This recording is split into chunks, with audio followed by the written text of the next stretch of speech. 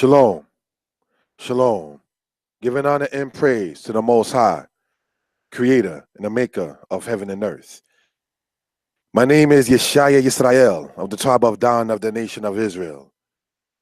This is a presentation being brought to you from Shema Yisrael, Hebrew Israelite congregation based out of Brooklyn, New York. Giving due respect on the human level to princely poor, as well as Prince Nathanael and our beloved Chief Nathanael of the tribe of Lewi. Also, giving due respect on the human level to my assistant, Josiah ben Sar Nathanael of that tribe of Lewi. Giving due respect to Kohen Mikael, my Hebrew teacher and Hebrew instructor. Brothers and sisters, this particular teaching will be liked by some and not liked by some.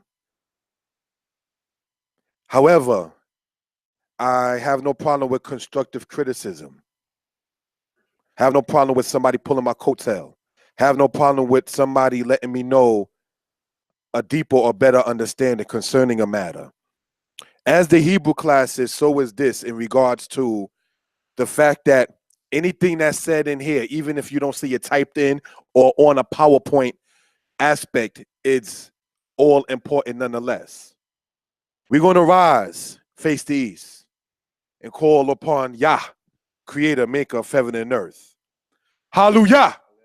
Hallelujah!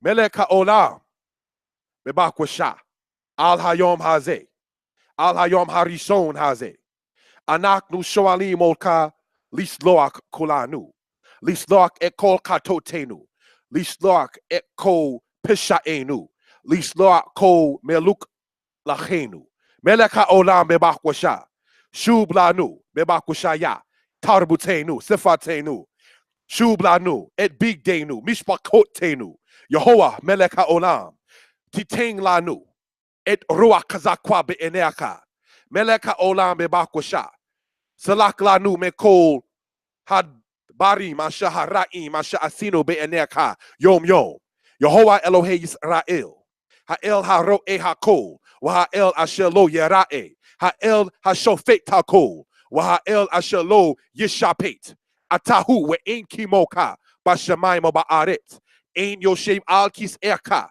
ein moshia milbaderka, ki ata Yoshia et Israel mekol zarenu anatnu shoalim olka anatnu mitpalim lefaneka Yehovah melech ha'olam tibarekna et maaseh nasi zipor wagam et nasi Nathanael wagam et sar Nathanael memate lewi bebakusha Yehovah Elohei Yisrael tirpana with tiyanaim sar kazak with gam came bebakusha Yehovah Eloheinu tiyanaim achil yiskak Yehovah melech ha'olam Tibarekna et azir Nezekia ben sar Kebron mematelewi. Yehovah melech ha'olam bebakwasha. Tis korna et zikron sar Shimon memakane benazakin. Wagam et morehoshea memakane hashaba Yisrael. Melech ha'olam bebakwasha. Tibarekna et maaseh nasi Yasuel. Wagam et maaseh Rab Zuridan ben more Mishael. Bebakwasha Yehovah Eloheinu. Tatzliak et maaseh yadehem. Wagam king na Yehovah Zebaot, Ataha El, Ataha Ose, Ataha Gorem, Ataha Gomer, Ataha Maklit, Wagam king Atah Ha El Hamashkit, Al Tashkik, Bebakusha et Amnu, Ki Anaknu Bakolim, Anaknu Zorkim Gam Kain Oka Lihiyot Bakayenu, Shub Nanu Bebakusha, et Mishpakotnu, et Hahorim El Yeladim.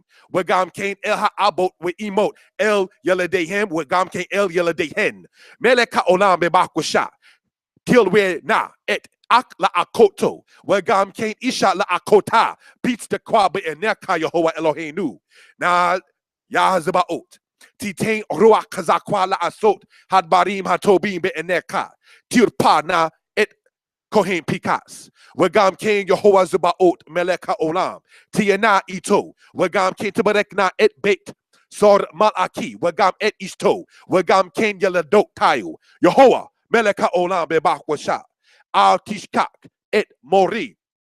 Kohe Mikael be ibrit. With Tiena ito be eret Guyana. Meleka olam be bakusha. Tiena imakane bene adat. With Tibne ota be bakusha. Lihiyok metuba be enerka. Im ata tirze o im aka rotse. Im ata tik pats be bakusha be enerka hakanina. Hallelujah. Hallelujah. Amen. Amen. Giving honor and praise to the creator and maker of heaven and earth. We want to sit there and have this particular teaching done and to be presented. Now, we're going to go on in this particular teaching in this particular regard. Genesis chapter 25, verse 30. And Genesis chapter 25, verse 25. Okay? Now, I'm going to ask the brother to go to Genesis chapter 25, verse 25. All right? And it reads as this. And Esau said to Jacob, let me swallow, I pray thee, some of this red pottage, for I am faint.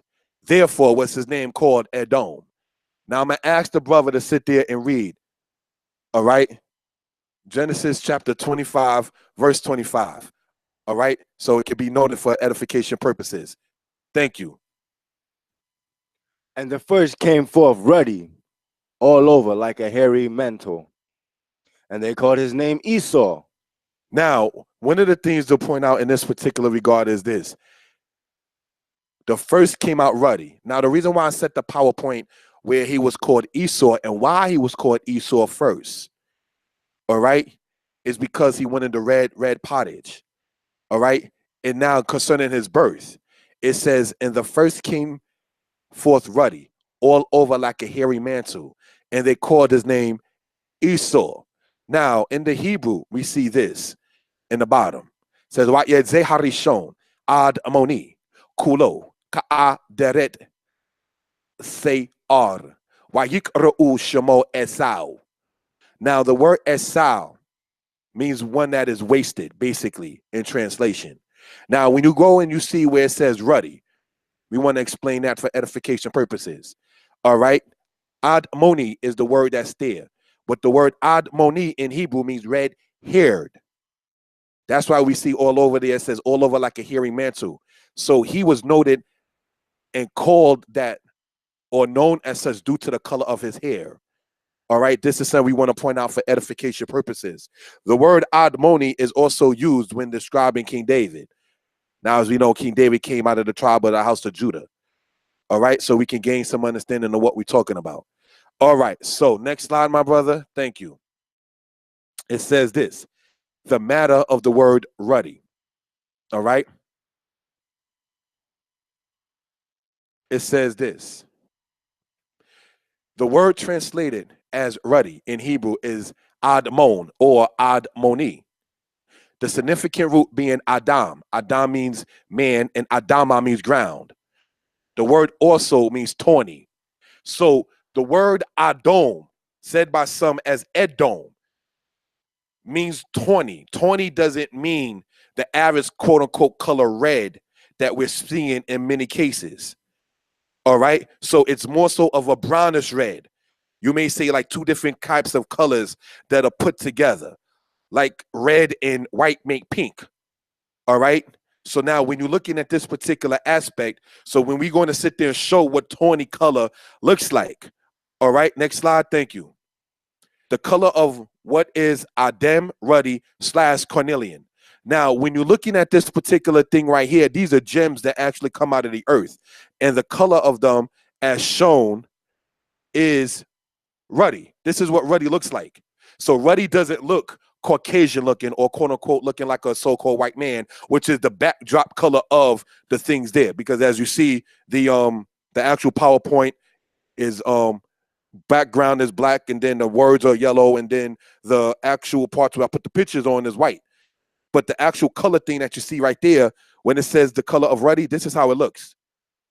All right, so this is what we want to point out for edification purposes. This becomes important as we go along in this particular teaching. All right, next slide, my brother. Thank you. Genesis chapter 36, verse 8.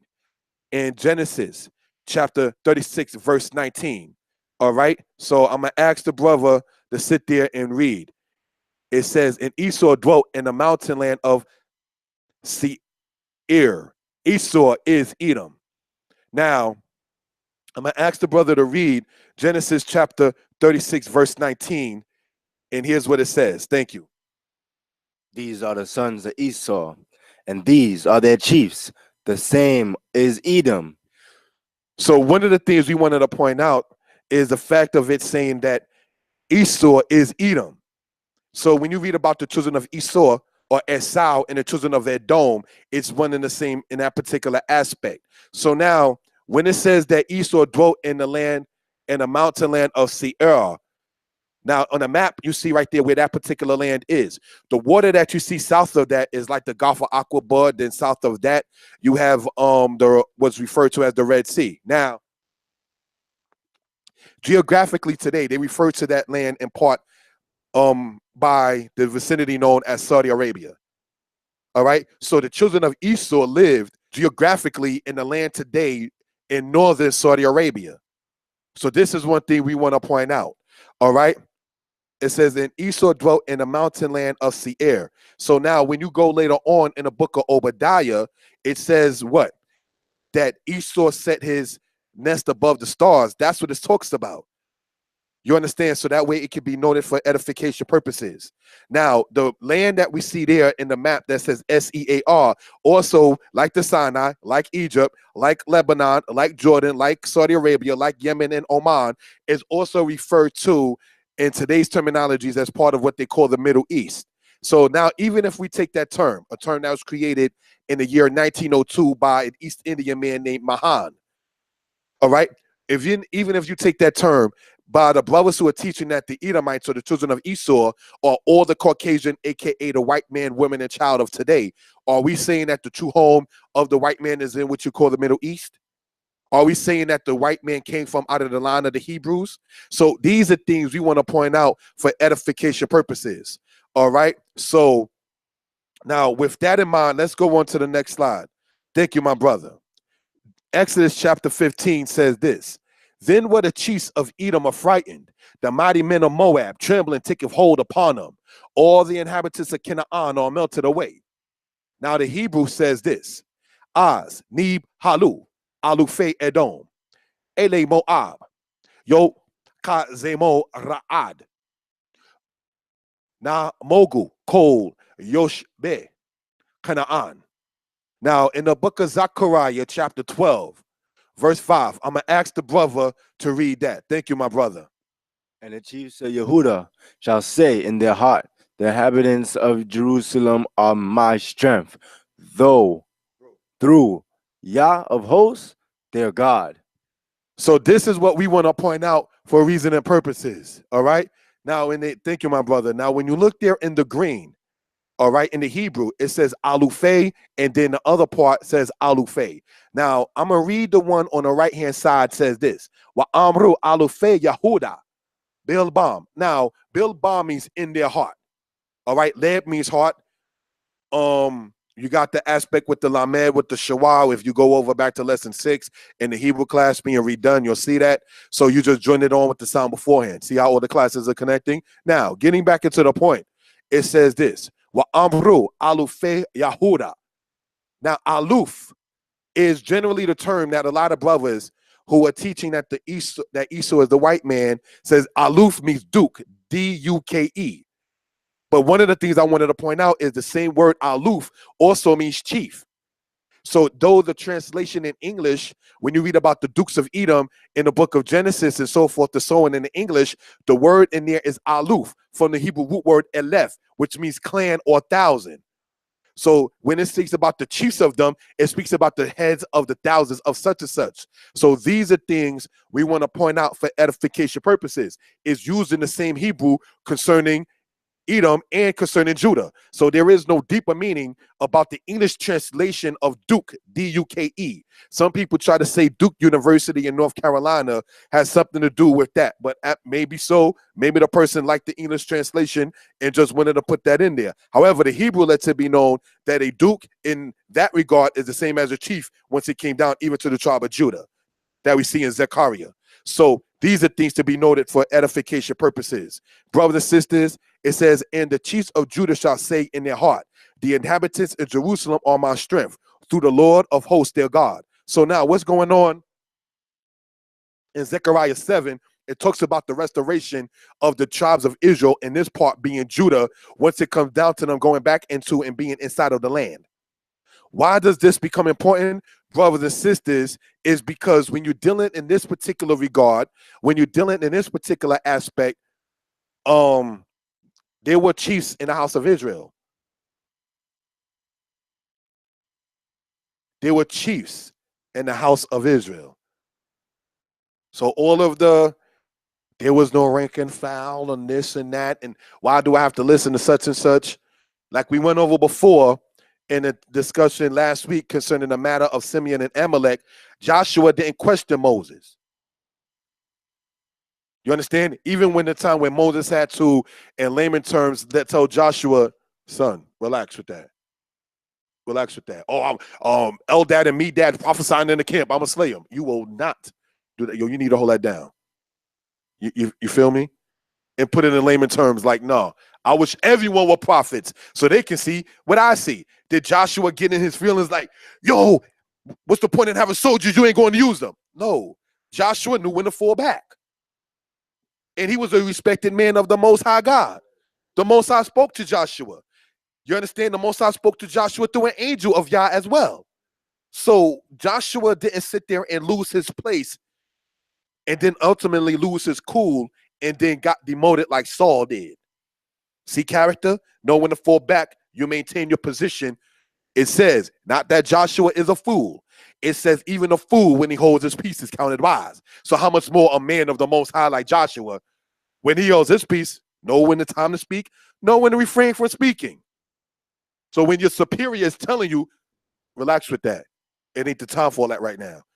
To put it, if you want to put it in street terms, in the book of Numbers, when Eldad and Medad was prophesying in the camp, and basically Joshua was Moses' minister, and his assistant, into a certain regard, was like, nah, the Moshe is the man.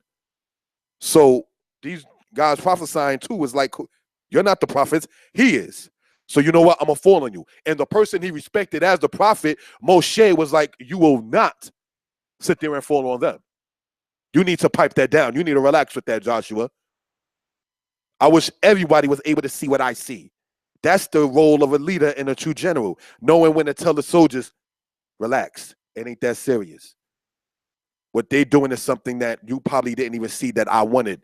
But you like, yo, I'm going out for my mans. That's my peoples. That's my leader right there. You know what I'm saying? You ain't going to disrespect my mans like that. There are people who are like that.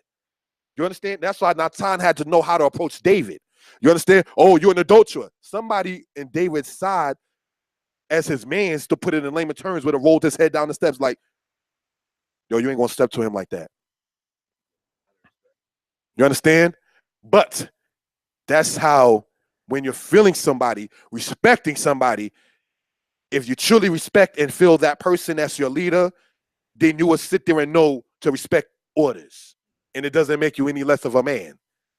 Joshua is more so known for Jericho. They're more so known for having to be told, relax with that. When you think about Joshua, most people, Joshua in the Battle of Jericho, that's what most people mostly think about.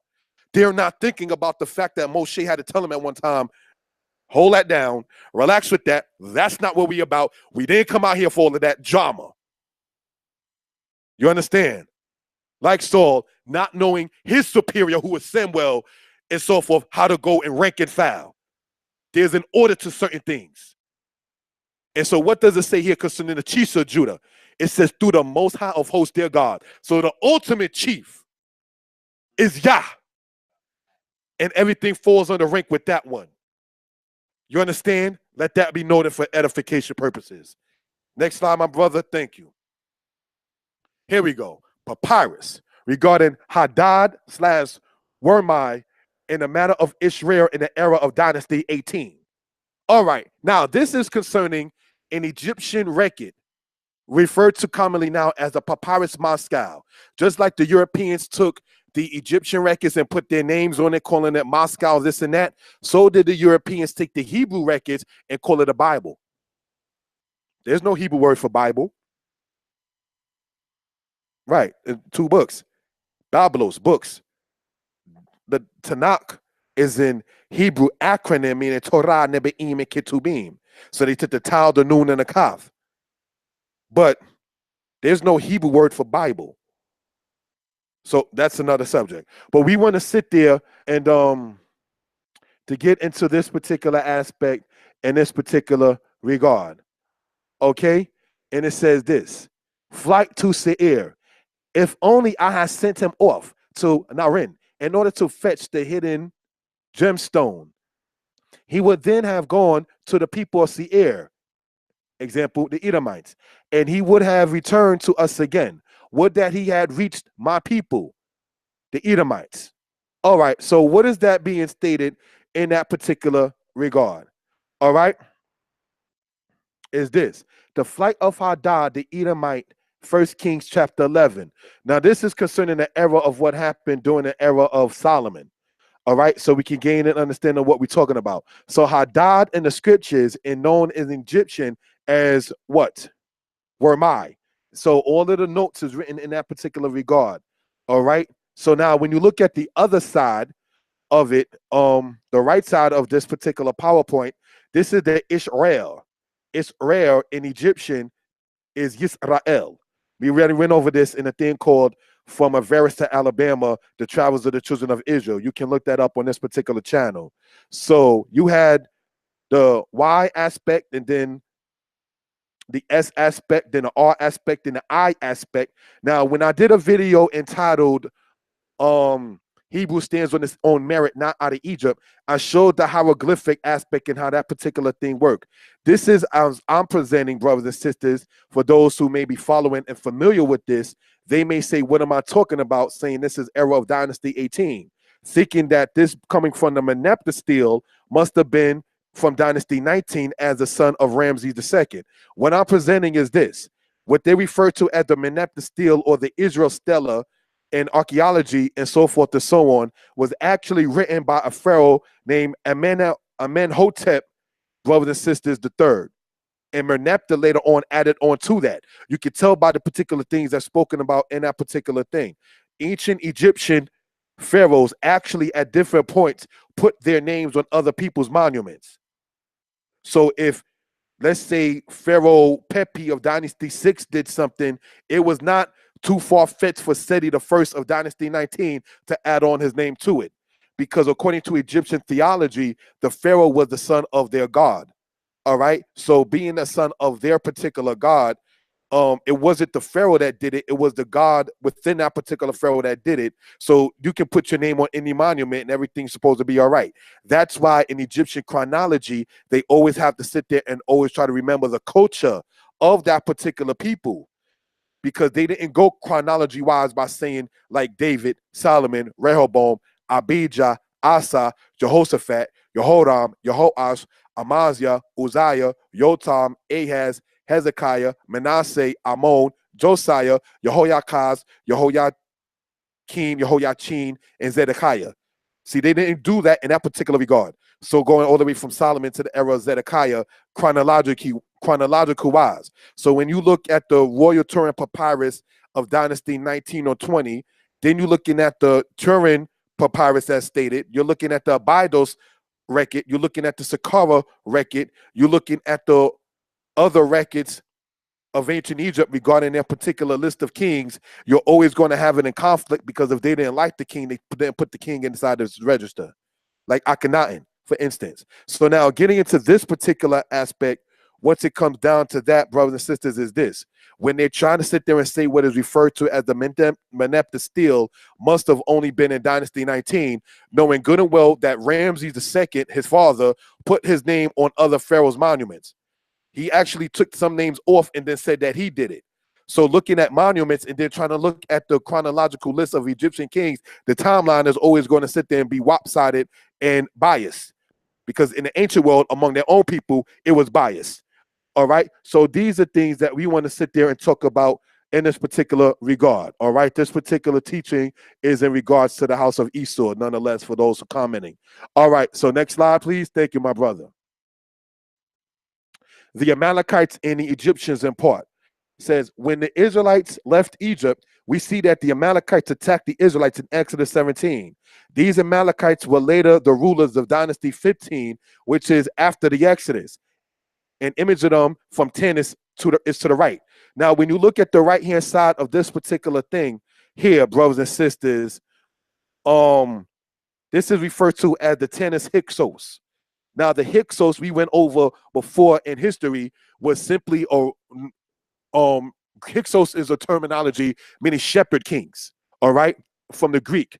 But the actual Egyptian terminology was Hyksos, which means, or Hekakasu, said by some, which means rulers of foreign lands. So the foreign lands in Egyptian aspect were not identified, whether it was truly Israel, Hebrew, Edom, the Kassite, the Babylonian, Mitanni, Sumer, and so forth. So these are certain things we want to point out in that particular regard. You can't always glean from the Egyptian records the identity of the peoples that they're talking about nationally because they called them by a generic term once it comes down to that. These are things we want to point out for edification purposes. All right, so now getting into this particular regard, when it says an image of them from Tanis is to the right, Tanis is in northern Egypt. All right, now during the era of Dynasty 15 is when these particular Hyksos ruled in Egypt. All right, so they was called Thalatis, was the first one in the Greek. All right, most of them are known by their later Greek names, even though they themselves were not Greeks.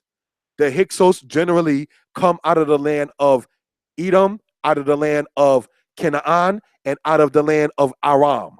Many of them were either biblically known as the Hamites of Canaan or the Shemite, not Semite, but Shemite that comes out of the line of the house of Aram. So these are things we want to point out for edification purposes. When you look at what is remains of the quote unquote fragments from the not Merneptah, but the other Egyptian timeline list. Forget the name, and once I get it, I'll put it inside the comments. All right, inside of the chat or so. But getting back to the point, brothers and sisters, we want to sit there and point this out for reason and purposes. And that is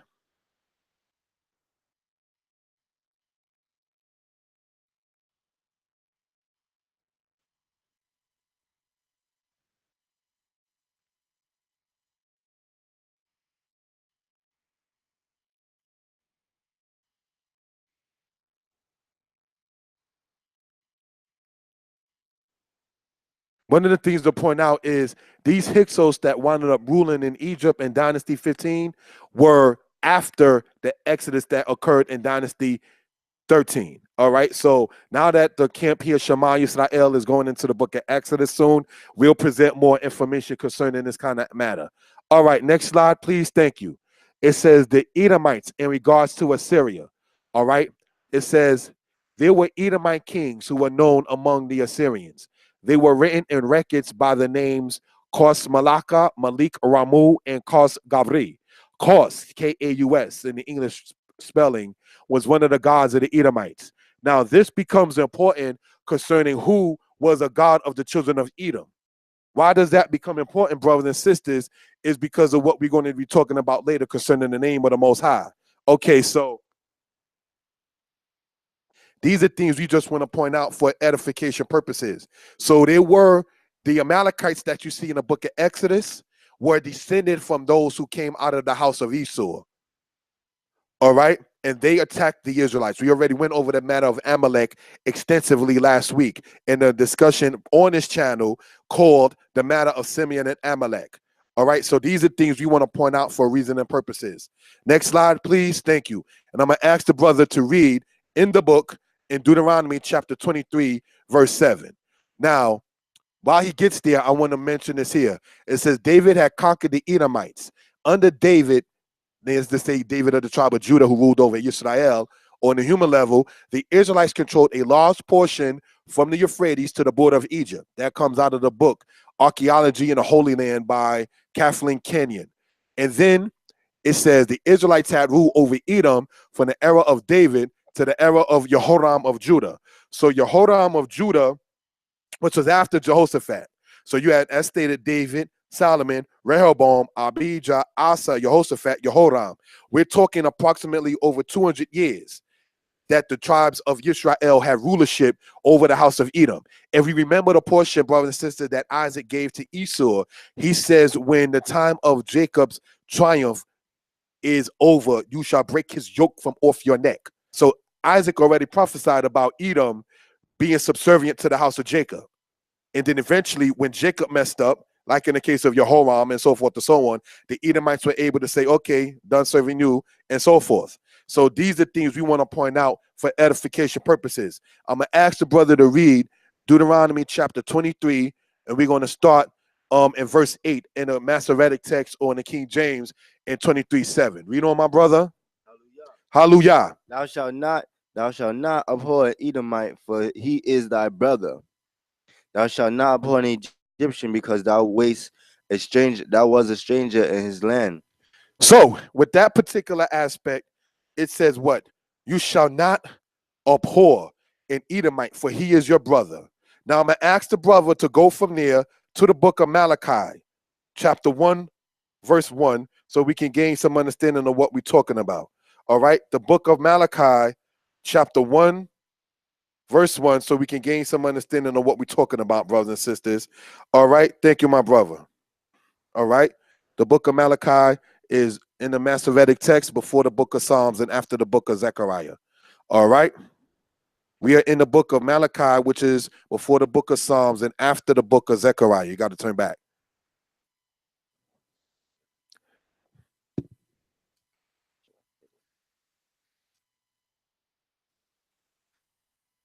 It's the book right before Psalms. All right, Malachi chapter 1, verse 1, and it says this. Hallelujah.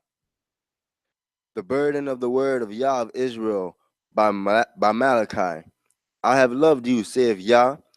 Yet ye say, wherein hast thou loved us? Was not Esau Jacob's brother? Saith Yah.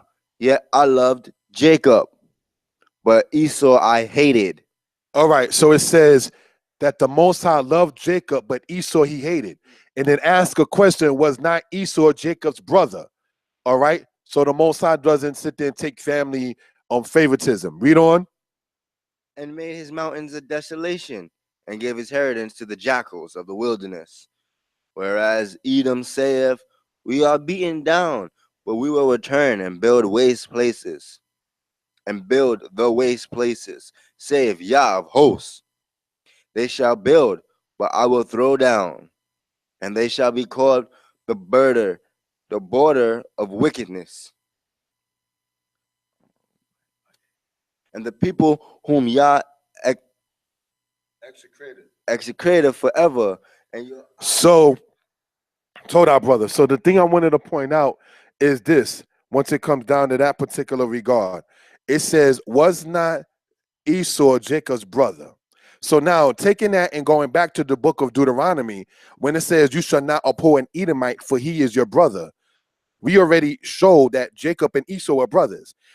The teaching coming from brothers and sisters who are saying that the white man in general is Esau, they're saying that Deuteronomy chapter 23, verse 7, all right, is truly mistranslated, and that where it says Edom, it should say Aram. Aram in the Greek is Syria. So they're saying that it should say, you should not abhor a Syrian, for he is your brother. But let's look at this particular aspect. First off, because they like to quote certain so-called scholars saying, well, see, yeah, this is really truly mistranslated. But we have to ask, where in the scriptures does it ever say that the Arameans, aka the Syrians, were your brothers? Or does it say that Esau was the brother of Jacob? And was not Jacob later on called Israel, and the descendants of Jacob, aka Israel, were the children of Israel? So, with that particular thing, in that particular aspect, it is an incorrect teaching to sit there and say that the Edomites mentioned in Deuteronomy 23 should accurately be the Syrians or the Arameans. No, the Edomites are the brothers of the Israelites. But because they come with a concept of saying that the white man himself are the true Edomites, and they want to hate the white man, understandably so, for those who lack understanding, but you should not hate anybody, but more so love your own. See, one of the things concerning the white man is this: hating him does not profit the black man, if you want to talk race and colors. Loving the black man, loving the black woman, loving your people will annihilate the authority of white supremacy. See, hating them is not going to hurt them. Loving your own would sit there and hurt them if you want to go that route. It says the man who does not chasten the son loves his enemy. So once we come down to this particular aspect and this particular thing, one of the things we want to point out is that you cannot sit there and teach that Deuteronomy 23 is supposed to be Aram and not Edom. All right, because the Arameans, though they were the relatives of the Israelites, they were not the blood nation brother of the Israelites. Edom was. So this is what we want to point out for edification purposes. All right. So I'm going to ask the brother to go to the book of Joel, chapter 3, verse 19, please. All right. The book of Joel, one of the prophets before Zechariah. All right. Thank you.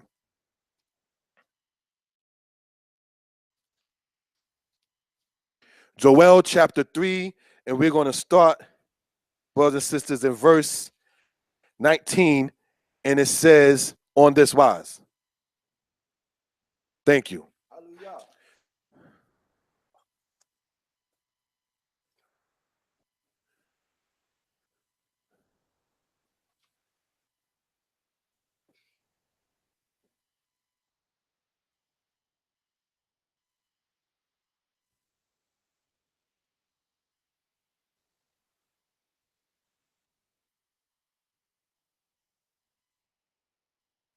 Joel chapter 3, verse 19, and it says this: Egypt shall be a desolation, and Edom shall be a desolate wilderness for the violence against the children of Judah, because they have shed innocent blood in their land. But Judah shall dwell forever in Jerusalem from generation to generation. So when it says that Egypt shall be a desolation, did it not? When you look at Egypt, it basically is a big graveyard. There's people walking around there, but those aren't even the true Egyptians. You understand? So another point to make is this: when it says, and Edom shall be a desolate wilderness, it's talking about the actual land of Edom itself being a desolate wilderness. And we want to sit there and get into this particular aspect. So Malachi, when it says that the Most High will sit there and brought Esau down, these are things we want to talk about. It says we're going to get into the book of Obadiah about what Yah said that he would do concerning the house of Esau. Next slide. Thank you. Joshua chapter 15, verse 21, as well as verse 1, and Joshua chapter 24, verse 8. All right. And it says this: and the lot for the tribe of the children of Judah, according to their families, was unto the border of Edom, even to the wilderness of Zin, southward, at the uttermost part of the south, and the cities at the uttermost part of the tribe of the children of Judah, toward the border of Edom and the south, were Kabzeel and Eder and Yagur. So one of the things we want to point out is geographically, the tribe of Judah did not live but so far from the land of Edom. Edom lived by the tribe of Judah, according when you go to Joshua chapter 15. All right, so now Joshua chapter 24, verse 8. I'm going to ask the brother to read this. Thank you. All right, for edification purposes. All right. And I gave unto Yitzchak Jacob and Esau, and I gave unto Esau Mount Seir, to possess it. And Jacob and his children went down into Egypt. Jacob and his children went down into Egypt. Now that comes from out of the book of Joshua, chapter 24, verse 8. So the children of Edom possessed the land of Seir. Now I'm going to ask the brother to go to Deuteronomy chapter 2, verse 12, so we can gain some understanding of what we're talking about. Joshua chapter 24 is when he's going over history concerning the Israelites and his diatribe before his death. All right. So Deuteronomy chapter 2, verse 12. And I'm going to ask the brother Josiah to read in that particular regard. And it says this. Hallelujah. And in Syria dwelt the Horites aforetime, but the children of Esau exceedingly them, and they destroyed them from before them, and dwelt in their stead, as Israel did unto the land of his possession, which Yah gave unto them. So what are we reading? The children of Edom actually pushed out and eliminated the people of Seir from that particular land. So what Joshua later on is saying is that the Most High caused the children of Esau, all right, to be able to do so. So these are things we want to point out for edification purposes. All right. So next slide. Thank you. The aspect of the Horites. All right. It says the Horites that were defeated by the Edomites were not all the Horites, just the ones in the region that Edom acquired. The Horites are said to be identified too, meaning also, as the Hurrians, who are part of the Hamite family of peoples. So what do we want to point out for edification purposes is this, is that the people, just as the Israelites went to war with some Hamite nations as the Canaanites, the Edomites went to war with some of the Hamite nations known as the people of Kor. Now, the Hebrew that you see on the right-hand side says this, but Seir Yashbu HaKorim. All right, it says in Seir dwelt the Korim. The Korim are the Horites. The word Kor in Hebrew means whole, H-O-L-E, and is identified with those who dwelt in caves. The Edomites, after they settled there, too, dwelt in the same aspect, caves and rocks. So these are things we want to point out for edification purposes, brothers and sisters. Now, we know politically, we have it like in Deuteronomy 28, verse 68, where it actually speaks of Egypt by ships. We understand Egypt said in the Hebrew is Mizraim, which means straits. So when you look at, all right, we explained that before. So when we go into the aspect of Kor, meaning whole, H-O-L-E, we can sit there and see how it's identified as such. The Edomites acquired the land by defeating the people of the Horites. All right, this is something we want to talk about for edification purposes in that particular regard. Next slide. Thank you. The land of Petra, aka Basra, where Edom dwelt. What you're looking at there on the left hand and the right hand side are aspects of the lands in quote unquote the same place of Seir where the children of Esau, then after the Horites lived there, dwelt in. All right, so we can gain when it says in the book of Obadiah, though thou set thy nest as high as the eagle. Ancient Israel did not particularly live on the mountains in that regard. All right, where they lived for the most part regarding Israelites was in a plain or in the city or the field. Remember when it says, cursed shalt thou be in the city, cursed shalt thou be in the field, blessed shalt thou be in the city, and then blessed shalt thou be in the field then. So the city and the field is more so where the Israelites inhabited in ancient times. Whereas once it came down to the people as the cave dwellers, in that regard, the people of Esau, the wasted ones from Esau, meaning that in Hebrew, all right, Petra is also known as Basra, and that's the part in pictures there where the ancient house of Edom lived. So these are things we just want to show for edification purposes. All right, next slide, please. Thank you. 2 Samuel chapter 8 and 2 Kings chapter 8. And he, being David, and he put garrisons in Edom throughout all Edom. Put he garrisons, and all the Edomites became servants to David. And Yah gave victory to David whithersoever he went. In his days, Edom revolted from under the hand of Judah and made a king over themselves. So, what are we seeing? From 2 Samuel chapter 8 to 2 Kings chapter 8, David, all the way down to Jehoram, had rulership over the house of Esau. As we went over before, I just want to show it in the scriptures as I showed it in the archaeology book written by a lady named Kenyon, Kenyon, all right, as we went over earlier. So these are things just want to point out for edification purposes. Okay, next slide. Thank you. Psalms 137. Let's go in. By the rivers of Babylon, there we sat down, yea, we wept, when we remembered Zion.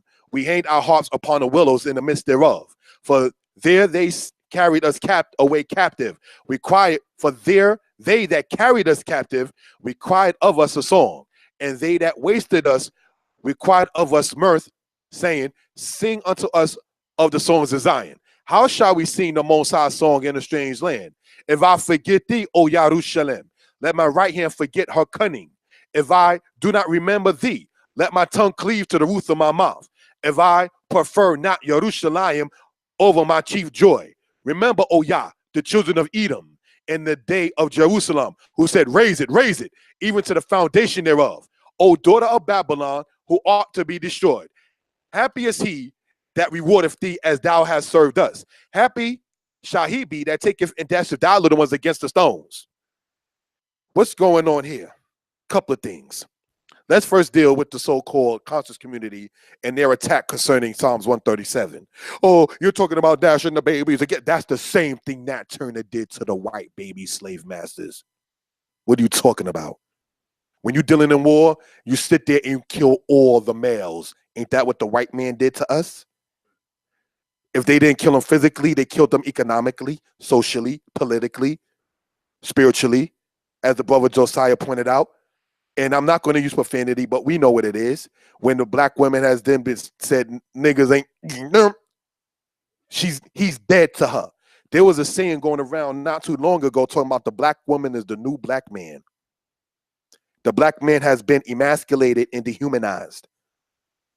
So these are things we want to point out. So when the people begin to sit there and take vengeance, like in the case of Nat Turner, like in the case long before him with the prophet Moses, you got to have the slave master's mindset.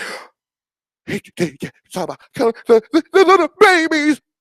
When you sit there and tell black women to get their tubes tied, when you sit there and tell sisters and put Planned Parenthood in the community, and then her welfare check, her WIC check, her food stamps don't sit there and cover the aspect where her job that she sit there and gets doesn't cover the rent. So sisters have to do quote unquote fraud in order to sit there and have the job and still sit there and receive rent payments and then get food stamps and then get incarcerated.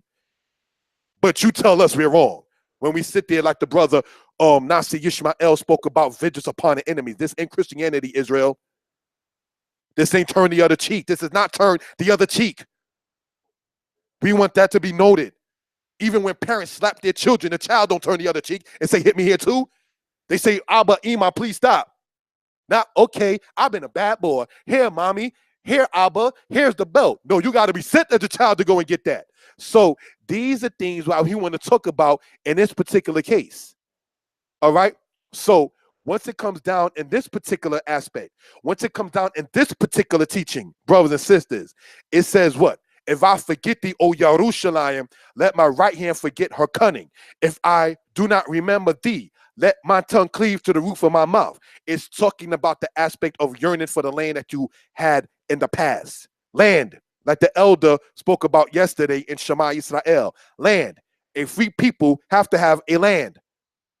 So now, when you get down into verse 7, it says, remember, O Yah, the children of Edom, in a day of Jerusalem, who said, raise it, even to the foundation thereof. So when Edom was there saying, yeah, destroy Jerusalem, yeah, and so forth to so on, the Most High is being asked by the children of Israel, remember that, O Yah, just like Yah commanded Yisrael to not forget Amalek, so did Yisrael in Psalms 137 say, Yah, remember the children of Esau. We don't sit there and pray for our enemies' welfare. We pray to be delivered from our enemies. The Most High said to Solomon, one of the things he liked about Solomon is he did not ask for the lives of his enemies. It doesn't mean that David was wrong when he sat there and said, make my enemies as they make their bowels run like water. That's one of the Psalms of David. I may not sit there and ask you for their life, but I want to be delivered out your hand. We don't sit there and have the concept, pray for those who despitefully use you and persecute you. No, we pray to be delivered from those who despitefully use us and persecute us out of oppression, as the brother Josiah stated. So, getting back into the point of this, Psalms 137 records the aspect of what Esau and Babylon and cahoots did in regards to the children of Israel. Next slide. Thank you, my brother. Obadiah, chapter 1, verse 10 through verse 14. It says this. For my violence against thy brother Jacob's shame shall cover thee, and thou shalt be cut off forever. Meaning cut off from the Most High, cut off from societies, cut off from people. And it says what? You will be despised among the nations. Read on in verse 11. Thank you, my brother. And in the day thou shalt stoodest on the other side, in the day the strangers carried away captives, his forces and his foreigners entered into his gates and cast lots upon Jerusalem, even thou waste as one of them. When it says they cast lots upon Jerusalem, do you know what that means? I'm going to take my part, that's your part, and then that's your part. So when they say they cast lots upon Jerusalem, it says concerning Esau, the violence done to your brother Jacob, shame shall cover you. You should have not done that, as it goes on to say in verse 12. Read on, my brother, thinks. But thou shouldest not have looked on the day of thy brother in the day that he became a stranger. Neither shouldest thou have rejoiced over the children of Judah in the day of their destruction. Neither shouldest thou have spoken proudly in the day of their distress. Yeah, well, Judah's going, they're not really in the land like that. We're gonna get our portion too. They took advantage of the fact that the Most High was against the tribe of Judah for breaking his laws, statutes, and commandments. So they say, now this is going to be our land. We want to sit there and have possession in this particular part. Yep, we're going to sit there and step up in there. Thank you, Babylon. But what did the Most High say? Read on. It says this, going down into verse 13. Thou shouldest have not entered into the gate of my people in the day of their calamity. Yea, you shouldest not have looked on their affliction in the day of their calamity, nor have laid hands on their substances in the day of their calamity. I'm going to ask the brother, Josiah, to read that last part when it says, nor have laid. Please read that again. Nor have laid on their substance in the day of their calamity. Nor have laid hands on their substance in the day of their calamity. What is that talking about, brothers and sisters? You understand? What is the substance that is of the house of Jacob? Torah, menorah, Mizbeach, the altar, the mikdash, the temple, the holy days, everything, the oracles, the records, the scribes, all of the things, the artifacts. Esau, you should have not laid your hands on their substance. The things that the house of Israel had, like in the time of Josiah, when they found the scrolls of ancient Israel. Eventually, will get their hands on that. No, you should have not touched that. You should have not touched that. That was not for you to touch. Nor have laid hands on their substance in the day of their calamity. When the time that the people of Jerusalem and Judah fell to the Babylonians, Esau, you should have not sat there and been one of them, like, I'm going to sit there and get my portion right here and take that.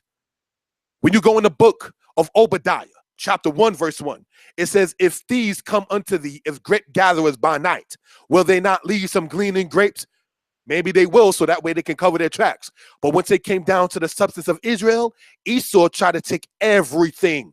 Neither should have thou entered into the gate of my people in the day of their calamity. Yea, thou shouldst not have looked on their affliction in the day of their calamity, when the Most High sent that he was going to send Nebuchadnezzar. Nebuchadnezzar was the king of Babylon, called the servant of the Most High in Jeremiah chapter 25, chapter 26.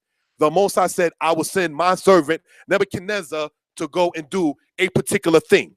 So once it comes down into that particular aspect, and once it comes down into that particular thing, there is no way that Esau had any permission to sit there and do such. You should have just fell back. Neither should have thou had stood in the crossway to cut off those of his that did escape. So when the people were being besieged by the Babylonians, and like later on with the Greeks and the Apocrypha, it said the Israelites ran into any place where they can go for security. Esau, you should have not sat there and cut off those that escaped. Yeah, I'm gonna sit there and join sides with you. Yesterday, when I spoke on this in the congregation, I spoke about a particular matter when there was beef between one guy and some other guys. Beef meaning problems and so forth. They jumped the guy, And there's another person who just happened to come along later on and decided to sit there. He wanted to participate too. When that altercation finished, the next altercation was the guy who beat the holy Maya out the other guy who sat there and just happened to decide to just jump in somebody else's problem. See, know when to fall back. Know when to fall back. That wasn't your problem. There's too many brothers even today that done sat there and lost their life was jumping in somebody else's beef, jumping in somebody else's problem. That's what unfortunately happened with the beloved King Josiah, king of Judah. The Egyptians were going to go against the Babylonians, and they decided to sit there and fight against the Egyptians, which was not their beef. That was not their problem. You understand? So these are things we want to point out for edification purposes, brothers and sisters. All right. So now, getting back into this particular regard right here, it says, neither should have thou had stood, all right, in the crossway, meaning the times in which they was able to get out through the crossways, the this way, the highway, the this and the that, escaping or egress and so forth and so on. Edom was there like, I got you, I got you, I got you. Should have never did that. That blood, even though the Most High was angry with Judah, will still be atoned for by what? It says Esau shall be destroyed to the last man. So when you have the concept that many people unfortunately teach about the Edomites themselves being all the white people of the earth today, the so-called Europeans as they're called, we got a problem with that. Because, and it's not to sound disrespectful, but if you're talking geographically, one aspect. If you're talking politically, that's another aspect. If you want to say politically, okay, our enemies with Edom, our enemies today is such and such, that's one thing. But if you try to sit there and say linearly that the white man, woman, and child come from the Hebrew Abraham, that is a problem. Okay, so these are things we want to point out for edification purposes. All right, so let's go on to the next slide. All right, thank you, my brother. Ashur ad Babel, Jeremiah chapter 40, and I'll read this.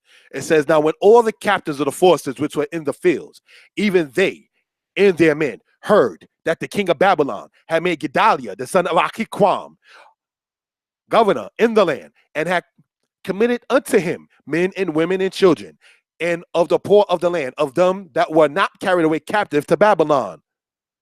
Then they came to Gedaliah to Mizpeh, even Yishmael, the son of Netaniah, and Yochanan, and Jehonatan, the sons of Quariah, and Sariah, the son of Tankumet, and the sons of Ephai, the Netophathite, Salakli, and Yaazniah, the son of a Maakathite, they and their men. Yazaniah, as you see there in verse 8, Jeremiah chapter 40, verse 8. All right, let's remember that name, please. It goes on to say, and Gedaliah, the son of Achikam, the son of Shaphan, swore unto them and to their men, saying, fear not to serve the Chaldeans, dwell in their land and serve the king of Babylon, and it will be well with you. As for me, behold, I will dwell at Mizpah to serve the Chaldeans, which will come unto us. But ye gather ye wine and summer fruits and oil, and put them in your vessels, and dwell in your cities that ye have taken.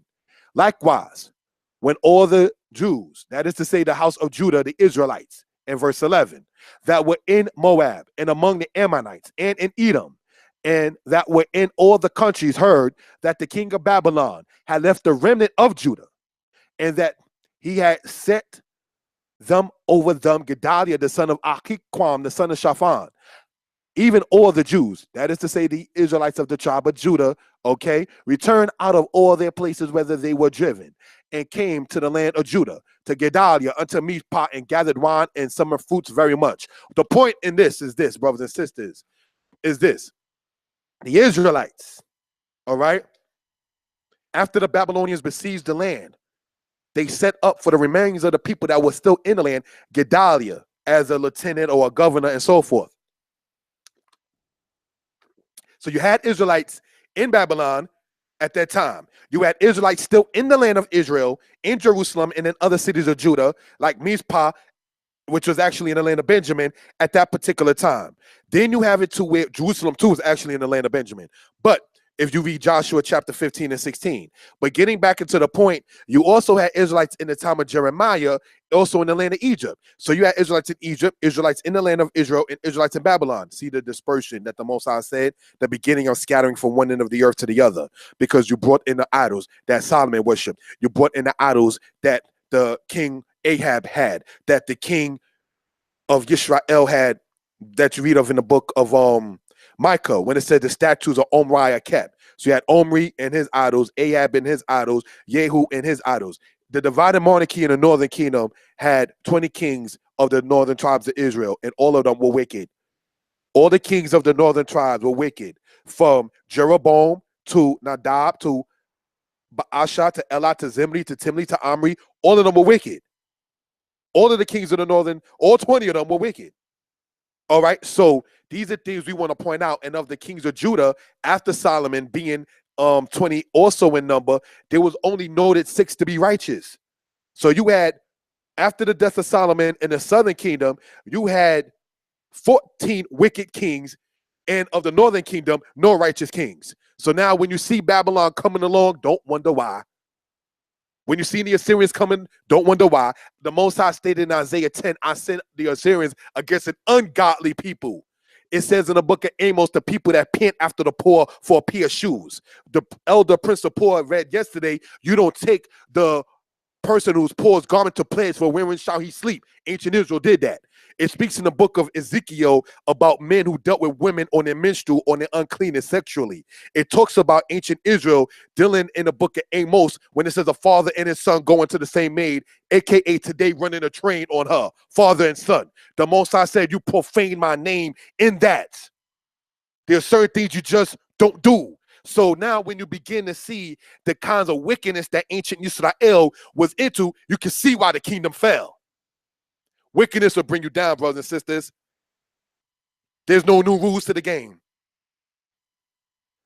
You have never been able to sit there and dealt wickedly and crook and be okay.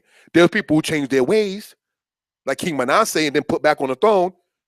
But there's no way for you to stay in your wickedness and everything gonna be all right. No. So these are things we just want to point out for edification purposes. All right. So once it comes down to this, it says what?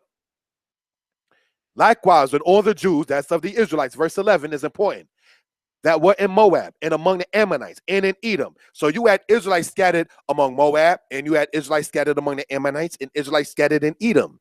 Now, I'm going to ask the brother to go into, if you give me the book, no problem. We're going to go, I'll read it, in Jeremiah chapter 49.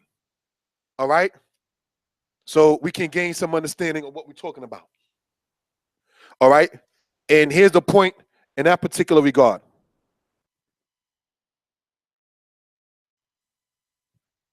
All right? And it says this, Jeremiah chapter 49, verse 7.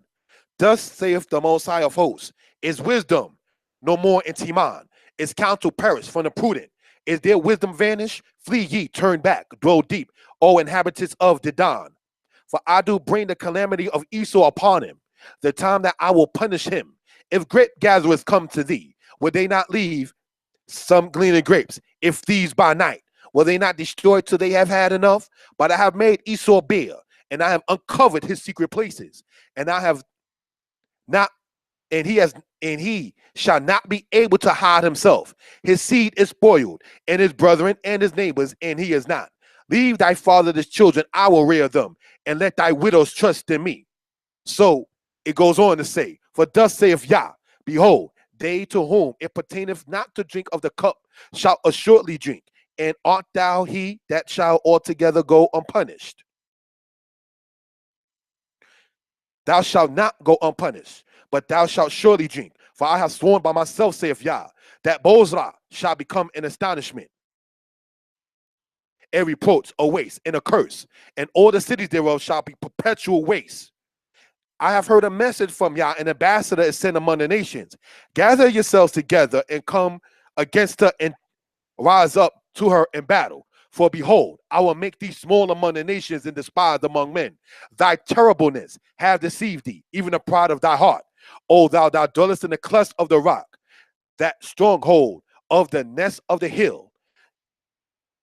Though thou should make thy nest as high as the eagle, I will bring thee down from thence, saith the Most High. And Edom shall become an astonishment. Everyone that passeth by it shall be astonished and shall hiss at all the plagues thereof, as the overthrow of Sodom and Gomorrah, and the neighbor cities thereof, saith Yah.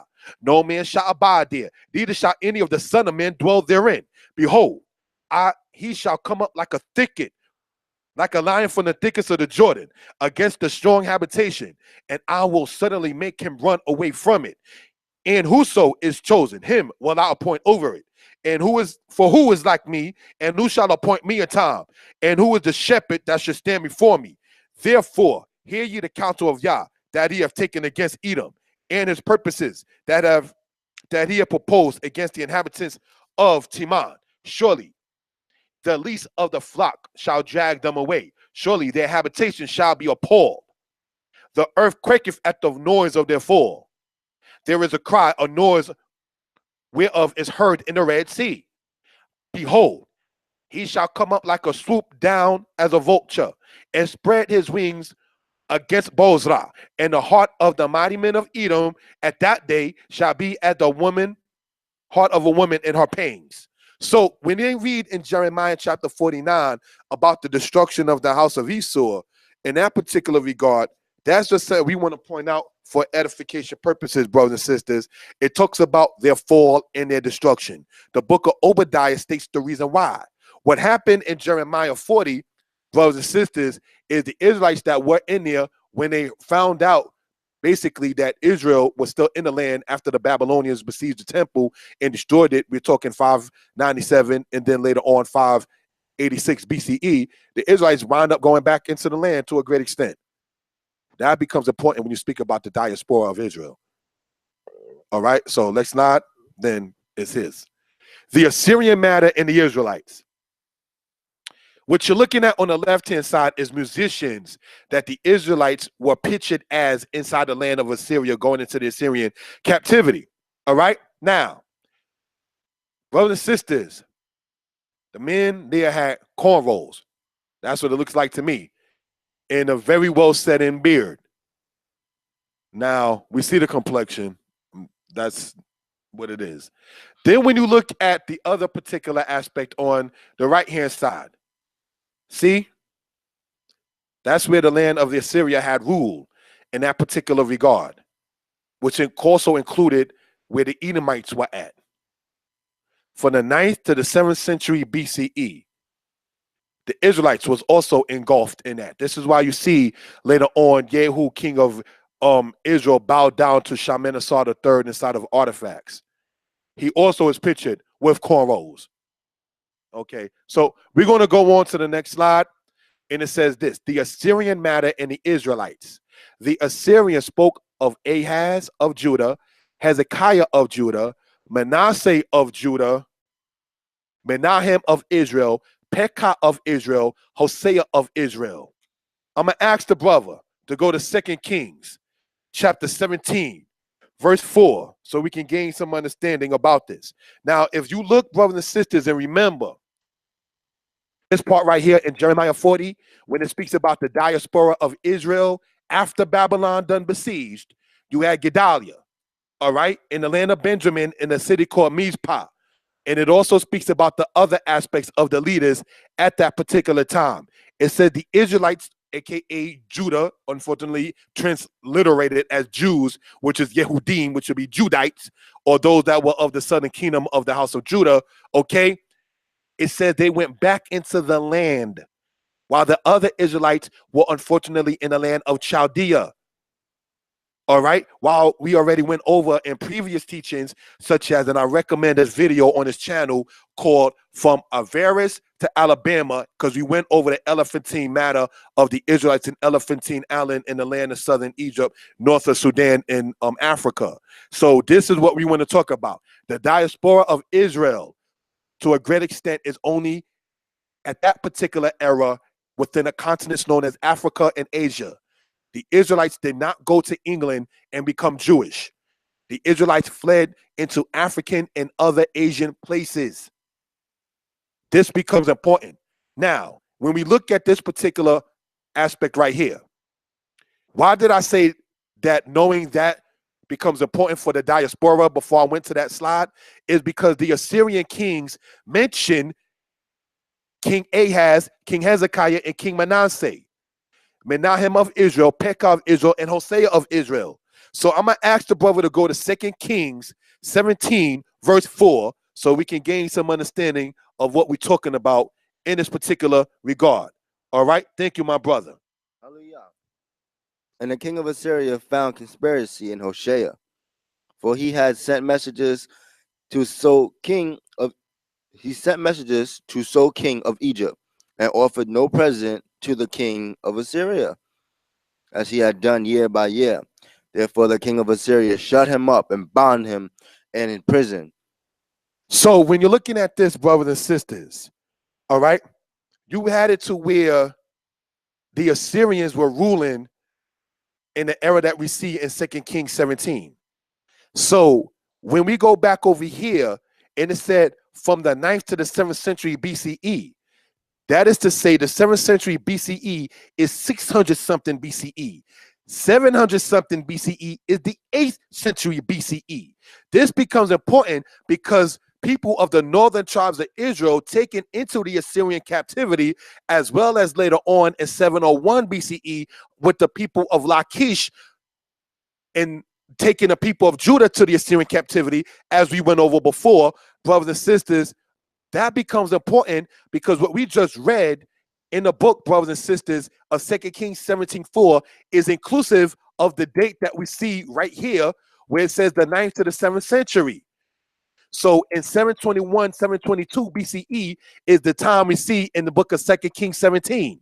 So when it says So, the king of Egypt, he is talking about the Hebrew aspect of either one or two people of the Egyptian monarchy. That is either Esau Khan of Dynasty 24 or Shabaka of Dynasty 25.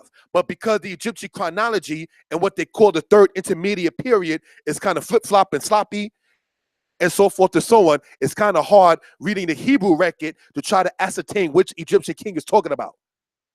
That's one thing to point out. Regardless of that point, brothers and sisters, it's talking about Dynasty 24 or Dynasty 25 of the ancient Egyptian aspect. Now, when you look at ancient Israel, it says, So king of Egypt, Hosea, decided to ask the Egyptians to join with them to go against the Assyrians. And he sent no present to the king of Assyria as he had done year by year. Year by year, you know what we call it now? Filing your taxes. That's sending them the present. Filing your taxes every year ain't nothing, brothers and sisters, but just giving the government a receipt of what you did all year long. You are a captive. Don't file your taxes and see what happened. Or worse, they'll garnish your check. Or worse, wind up doing over a year in jail. They will put you in incarceration. Like it says, he bound him up and cast him in prison in 2 Kings 17:4. It's the same thing going on now because you didn't send your present every year. You don't sit there and fill out what they call the 1040 easy and so forth and so on with the taxes. See what happens after a while. They'll garnish it. And if it gets too bad, in their eyes too bad, they'll lock you up. What they call tax evasion. This is a captive aspect. It's nothing new under the sun. So, the Assyrians spoke about the ancient kings of Israel and some of the ancient kings of Judah. That's only important, not for us as Israel, but for those who want to deny that ancient Israel was around. How you have a nation like the Assyrians speaking about, yes, we defeated the Israelites. You read about Menahem, the king of Israel, inside the record of Tiglath-Pileser III of Assyria, who ruled from 745 to 727 BCE. So when you read about Menahem in the aspect of 2 Kings chapter 15, it says he took silver from the Israelites to give it as a present to the king of Assyria. You basically paying them so they won't come and lock you up and beat you up. Now, if you happen to be, unfortunately, what they call either parole or so forth, you have to sit there and pay those people, so that way you won't sit there or you're out on bail, as it's called, or something, one of those things, bail, parole, one of something like that. You have to pay the government, that is to say their penal system, aka the police department, and if you stop paying, they'll sit there and come and lock you back up. You still on some kind of house arrest. I knew a brother in New York who could not travel to the state of Connecticut or Vermont because he was still entwined inside of a captive place called New York. Or some brothers out of state who can't travel to New York because of X, Y, and Z crimes. It's the same point in premise. They put you in a barricade. It's no different than they sit there and use the woman against the man and a man against the woman. They call it child support, and don't pay it, you go to jail. There are cases when the man wanted to pay more child support and couldn't legally, because she already took him to court. So if he was legally obligated by the court to pay only $300, if he wanted to pay $400, he couldn't do it through the bank. He couldn't do it through that. He would have to sit there and give her $100 bill or 250s or 1010s or 520s. But he could not have it on register through the system told our brother by saying that he gave her more than what the government allowed. There was a black man, a brother, that went to jail, brothers and sisters, because he gave too much child support. Did you hear what I just said? The man got locked up for 6 months, brother, because he gave too much child support. Because ask that? How do you give too much child support? It's the same way of being conquered. When you have somebody else telling you what to do for your children, and you go and step outside of the realm of the oppressor, you really going to see what that oppression is. And then there were sisters who sat there and was upset with their baby's daddy and was like, I'm going to sit there and take you for child support. Meanwhile, the man already has documentation via check, via bank statement, via what have you, by saying that he's been giving the woman, I'm just giving a figure, $300 every month or every week in certain cases.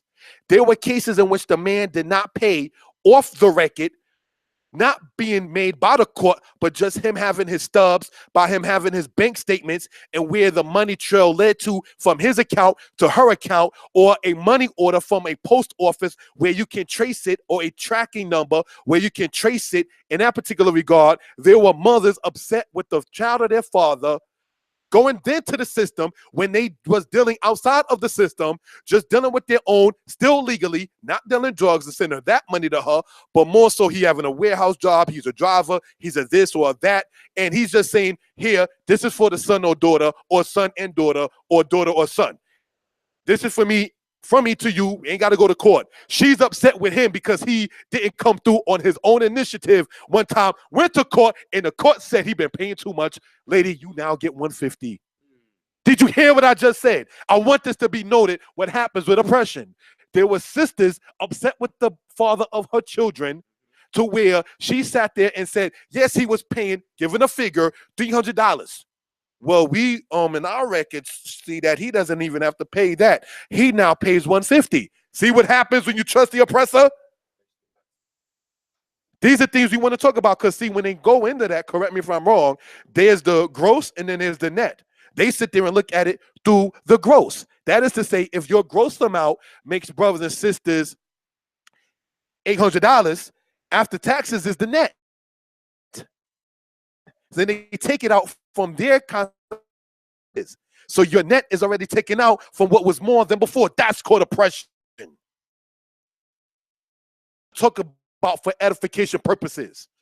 All right. So just as Hosea in 2 Kings 17:4 didn't give his present to Tiglath-Pileser, so is it with our people now. We don't fill out the W-2 form and send it back in through the taxes through H&R Block and other cases.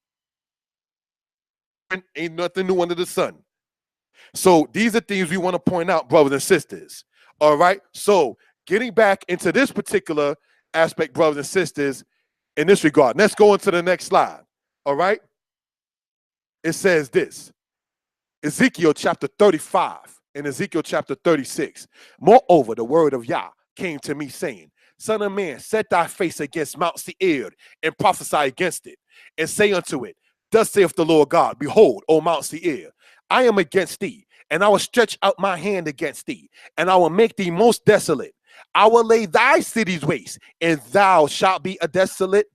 Thou shalt be desolate, and thou shalt know that I am Yah, because thou hast had a perpetual hatred, and hast shed the blood of the children of Israel by the force of the sword, in the time of their calamity, and the time of their iniquity had an end. What is that saying in verse 5? When it says the iniquity had an end. When you go to Ezekiel chapter 7, and it says an end is proclaimed to the bloody city, toward Jerusalem, for she shall be visited from the Most High for her iniquities. Brothers and sisters, Edom should have never participated in the downfall of Judah. Nobody asked you to participate in whooping Judah's behind. When Judah caught a beat down by the Babylonians and the Chaldeans, Edom should have never been involved in that. You should have just fell back. But what you did, it says this: thou hast had a perpetual hatred, and hast shed the blood of the children of Israel by the force of the sword in the time of their calamity. Obadiah, collaborating that, says you should have not cut off those that escaped. So when they were running out, you actually committing murder. Nobody asked you to sit there and deal with them in that matter. Did you know, brothers and sisters, Nebuchadnezzar, king of Babylon, was not charged, nor his servant Nebuzaradan was charged with murdering by the Most High? The Babylonian Nebuchadnezzar and Nebuchadnezzar's servant, which was Nebuzaradan. Brothers and sisters, the Most High didn't charge them with murder in the record. Edom, participating with Babylon, was charged with murder. Nobody asked you to sit there and shed blood. The blood that was supposed to have been shed due to Judah's iniquity for shedding their own blood will be by the hands of Babylon, not Esau. This is not the feast that you was invited to. Mind your business. But because you did this, here's what it says: therefore, Yah, I will prepare, and blood shall pursue thee, since thou hast not hated blood, even blood shall pursue you, and not be like, yo, that's still my brother. I know Judah was in some stuff, man. We talking from Molech and childbirth sacrifice to homosexuality in the time of King Manasseh. We're talking about the aspect of all kinds of wickedness that was being promoted and done. When you seen your brother fall, you wasn't supposed to sit there and say, yeah, raise it to the ground.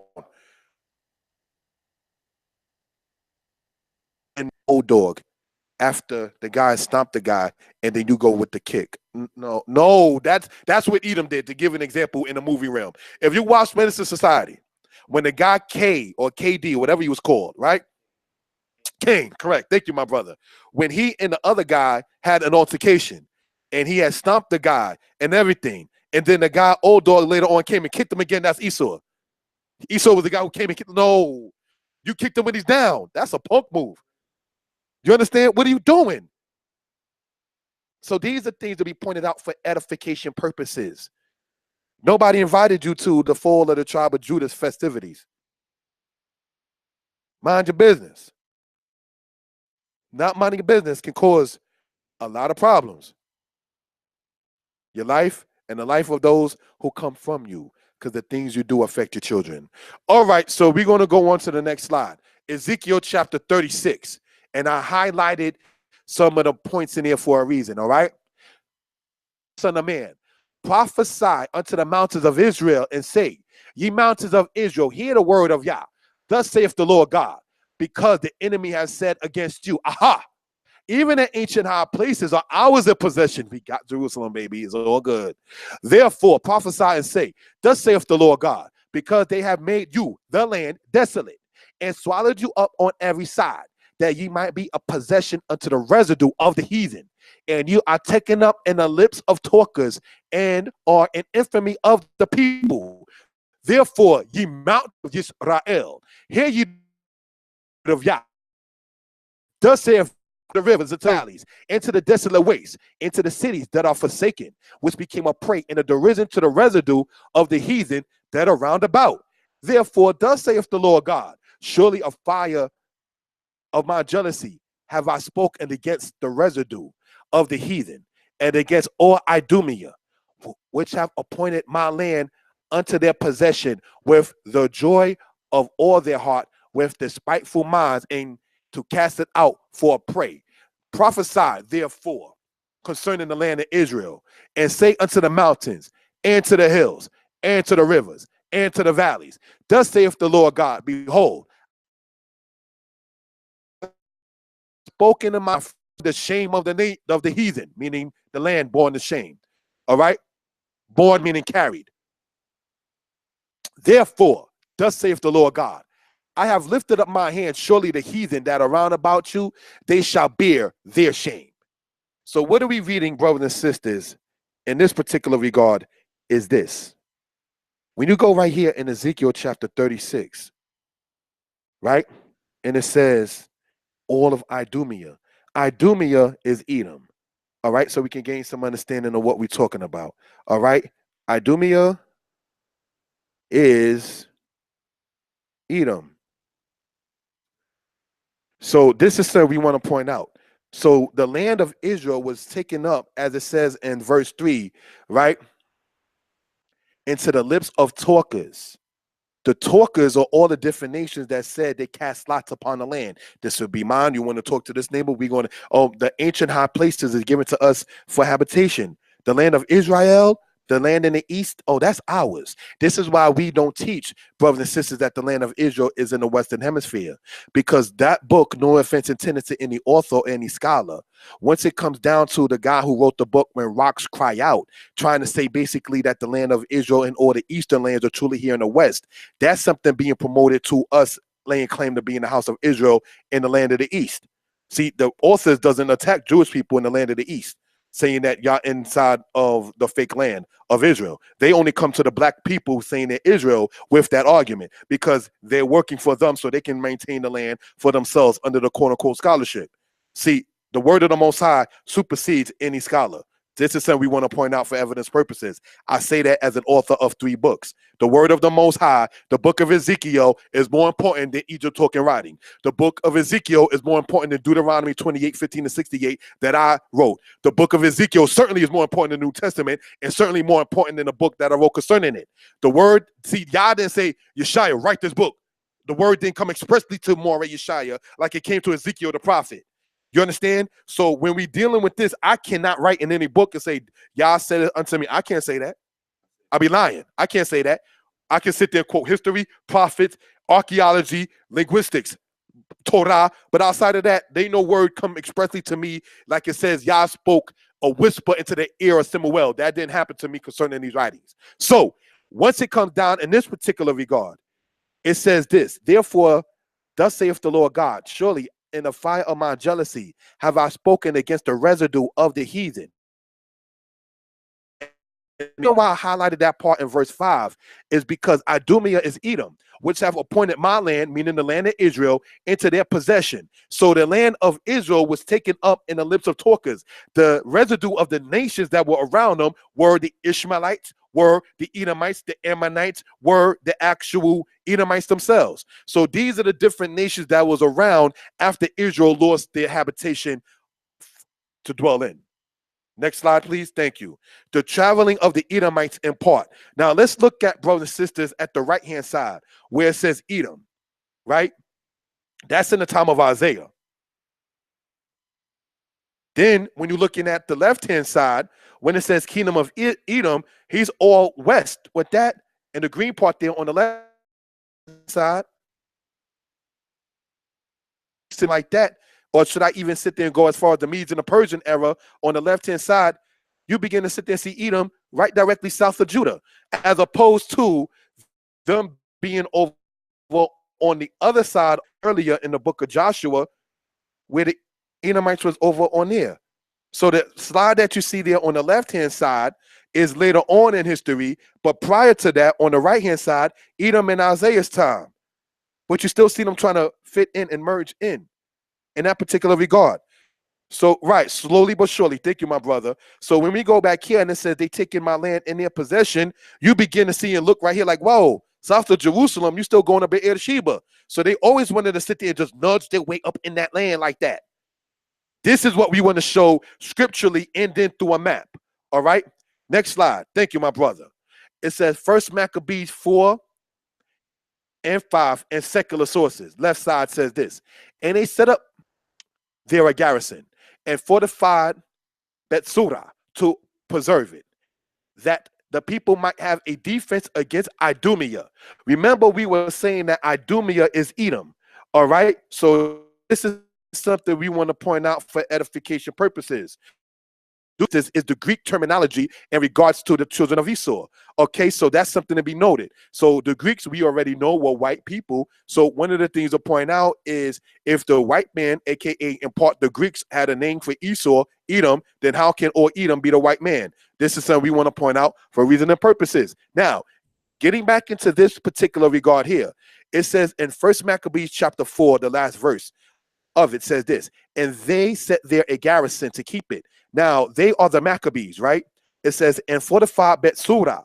Betsura battle or battle of Betzur happened in 165 BCE, which commenced the aspect of celebration of Hanukkah to preserve it. And the people have a defense against Idumea, the best defense against Edom, because as we already know from Ezekiel, Edom always wanted that land. Now, First Maccabees 5 says this. Now, when the nations round about heard that after that the altar was built, and the sanctuary renewed as before, it displeased them very much. When the nations round about heard that. Let's go back, brothers and sisters, into Ezekiel 36, verse 4. Therefore, ye mountains of Israel, hear the word of the Lord God. Thus saith the Lord God to the mountains, to the hills, and to the rivers, and to the valleys, and to the desolate wastes, and to the cities that are forsaken, which became a prey and derision to the residue of the heathen that are round about. The land was forsaken of mainly the house of Israel. So now when we see the remnants of Israel still in the land, it says what? And they set there First Maccabees 5:1.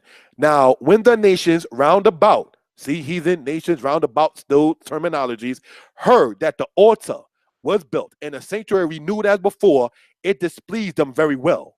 They never wanted Israel to serve Yod Hey Wah Hey. We're going to get into that in a second. Wherefore, they thought to destroy this generation of Jacob that was among them. And thereupon they began to slay and destroy the people. Then Judas fought against the children of Esau in Idumea at Arabatim, because they besieged Gael. And he gave them a great overthrow and abated their courage and took their spoils. Brothers and sisters, the Israelites always had, in layman terms, beef with the Edomites. This is something we want to point out for edification purposes. Now it says here in secular sources, mind you, the book of Maccabees we're talking about there is the 2nd century BCE. From the time of Jeremiah, we see in the Lachish letters that Israel was told to be aware lest Edom should come to the land. That comes from a book called The Bible is History by Ian Wilson. In that book, you can get online. It's called The Bible is History by Ian Wilson. He spoke about the Lachish letters, and part of it says in translation, what? Be aware, at least Edom should come to the land. So from the era of Jeremiah, and we're talking Jeremiah was in the 6th century BCE. Then we're talking later on with the Maccabees in the 2nd century BCE. Edom always wanted to be in that land. Now, Chauvel, who wrote a book called Biblical Archaeology and Focus, says the following. By the 4th century BC, meaning BCE, the traditional Edomite territory south of the water of a semi-nomadic Arab people. So what is this going on here? The Edomites were already in cahoots and being with the Nabateans. The Nabateans were the people, brothers and sisters, of the Ishmaelites through his son Nebaioth. Nebaioth is the ancestor of the Nabateans, and his father was Ishmael. So these are things we just want to point out for edification purposes. It says we should be in mind of this, and that is the Romans and the Edomites were friends. the Edomites and the Nabateans were friends. According to historians, the guy Herod, son of Antipater, was an Idumean, and he was friends with the Romans. All right? So this is something we want to point out for edification purposes. Now, John Hyrcanus, all right? This is coming from the book of Josephus, and he ruled from 134 to 104 BCE. John Hyrcanus and the Edomites. Hyrcanus took also Dora and Marisa, cities of Idumea, and subdued all the Idumeans, and permitted them to stay in that country and make use of the laws of the Jews, meaning the Israelites. And they were so desirous of living their forefathers that they submit to the use and ways of living. At which time, therefore, this befell them, that they were hereafter no other than Jews. So, in other words, the guy, John Hyrcanus, which is the nephew of Judas Maccabeus, all right, he was the person that was responsible.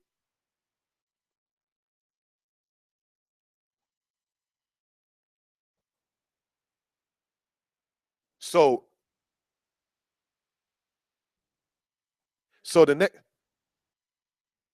so one of the things we want to point out, my brothers and sisters, is this. It says, at which time thereafter this befell them, meaning that they actually became under the customs of the Israelites, that they were hereafter no other than Jews. So this is why later on in history, certainly when you get to the first century of BCE, and then later on in the first century AD, you got to sit there and understand the difference between Israel Jew and other nation Jew. And when you read in history, you got to understand whether or not it's the true house of Israel or the converts that became, such as the Edomites, converting to the ways of the house of Israel. John Hyrcanus, as stated, is the nephew of Judas Maccabeus. So this is something we want to point out for edification purposes. All right? Josephus' matter regarding Moses.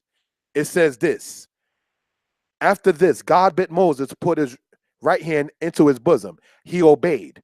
And when he took it out, it was white and in color like to chalk. But afterward, it returned to its wonted color again.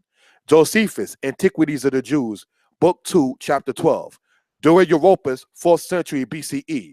What you're looking at over here is Israelites that was in the land of Aram or Syria.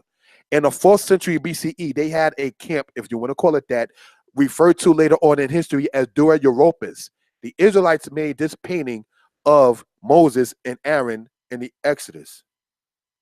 This is the way the Israelites pictured Moses and Aaron in the Exodus and what they call the Dura Europus. The guy that's closer to the screen, he has an afro.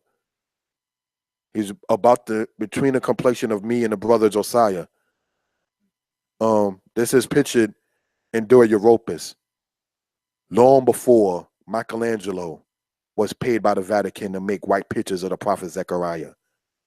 Long before First Maccabees, chapter 3, verse 48, says that the heathen has sought to put pictures and likenesses of themselves inside the records of the Israelites. All the white lily-looking pictures that you see of the biblical characters were all made by orders of the Vatican. This is what we want to point out. From Michelangelo on down. You understand? So they knew good and well later on that people would not know how to read English. Hebrew became, to a certain extent, an unknown language by many. So when you're looking at this particular aspect, brothers and sisters, you see both the victors and the oppressed, that is to say the Egyptians in the sea, all being people of color. We already shown earlier the aspect of the Assyrians and how they pictured the Israelites. This is, you can look this up online, do a Europus in the Exodus, and go even in Google Images and you see this. Brothers and sisters, Israel was not a white house. This is not to sound racial, but it will be just as important if I were to sit there and point out that Cleopatra was not a black woman. Cleopatra was not a Nubian black queen. Cleopatra was a Ptolemy queen set up there by the Ptolemy people when the white people who were Ptolemies ruled Egypt. Cleopatra was not a black woman. Moses was not a white man. Of course, the generations being centuries between two of them in regard to that. So this is something we want to point out for reason and purposes.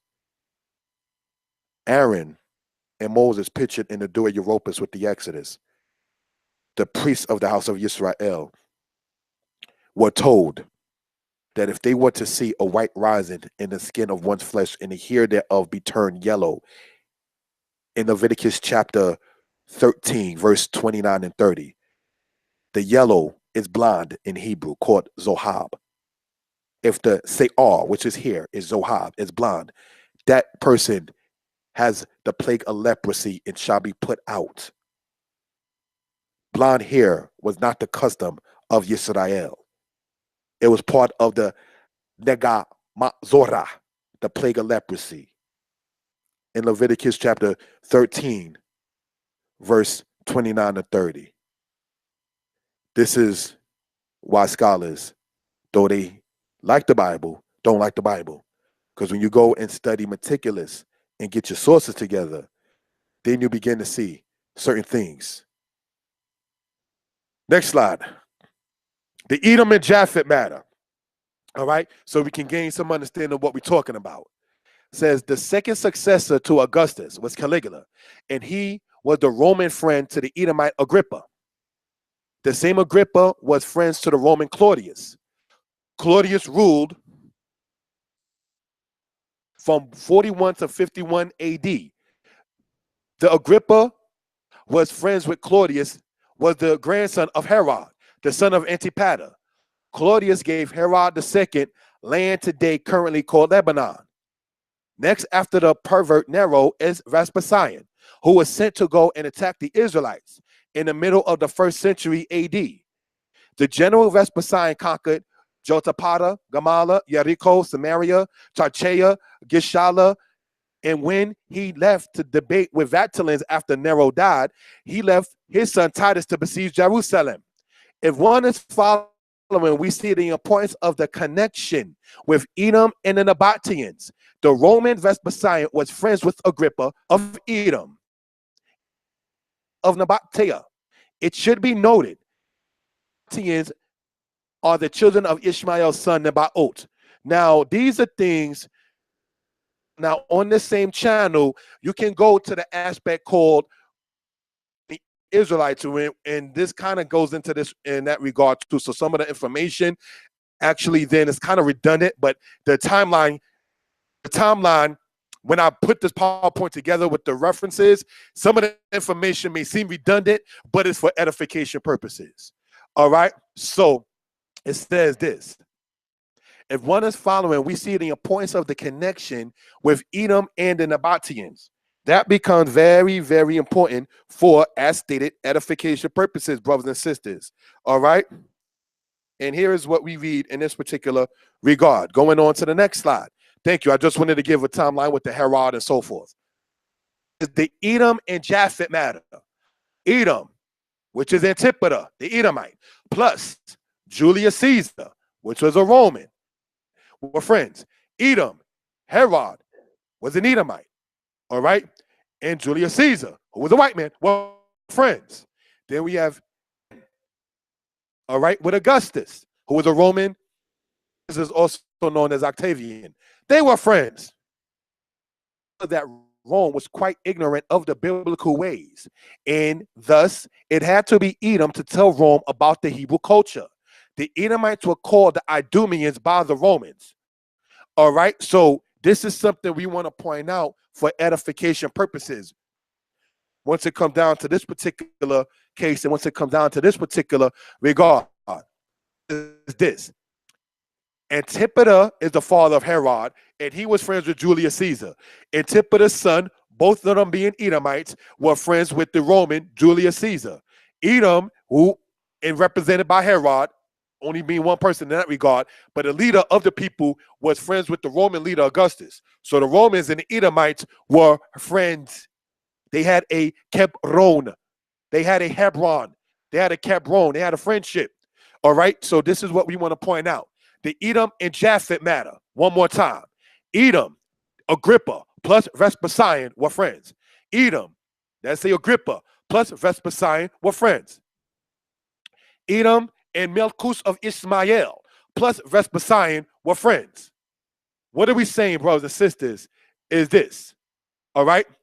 Grant, which is Michael Grant, a college scholar in certain cases, in his book, The History of Ancient Israel, speaks on the fact that anyone of the seed of David. Why do I emphasize that author when he said the seed of David? Because, oh, it's spiritual Israel. Why would you want the spirit of the people who said, Yah, Shalom? It's been real, Yah. Thank you for bringing us out of Egypt. Shalom. Why would you even want that spirit of Israel? The truth is, Israel needs a new spirit. That's what it says in Ezekiel, make you a new heart. The Israelites were told to get a new spirit in Ezekiel chapter 33. So why would you want the spirit of the people that went against the Most High God? So when they talk about among the Jehovah's Witnesses and so forth, spiritual Israel, because the real Israel's gone. And then you have, no offense intended, Jesus Christ, who is the Son, when the Most High said Israel's his son.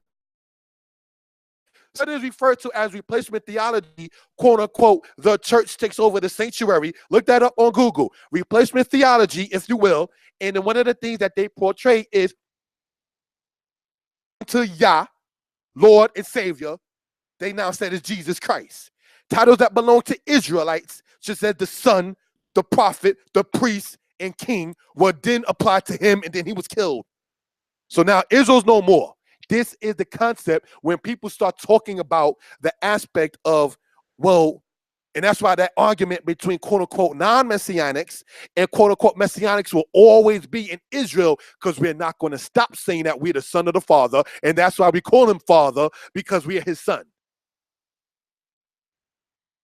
Okay, now, getting back to this, it says that you had it to where Agrippa, who were descendants of Herod, all right, as well as Herod II, were friends with the Edomites, be it prior to this, here with Julius Caesar, and then after Julius Caesar, you eventually get into his nephew Octavian, aka Augustus, all right?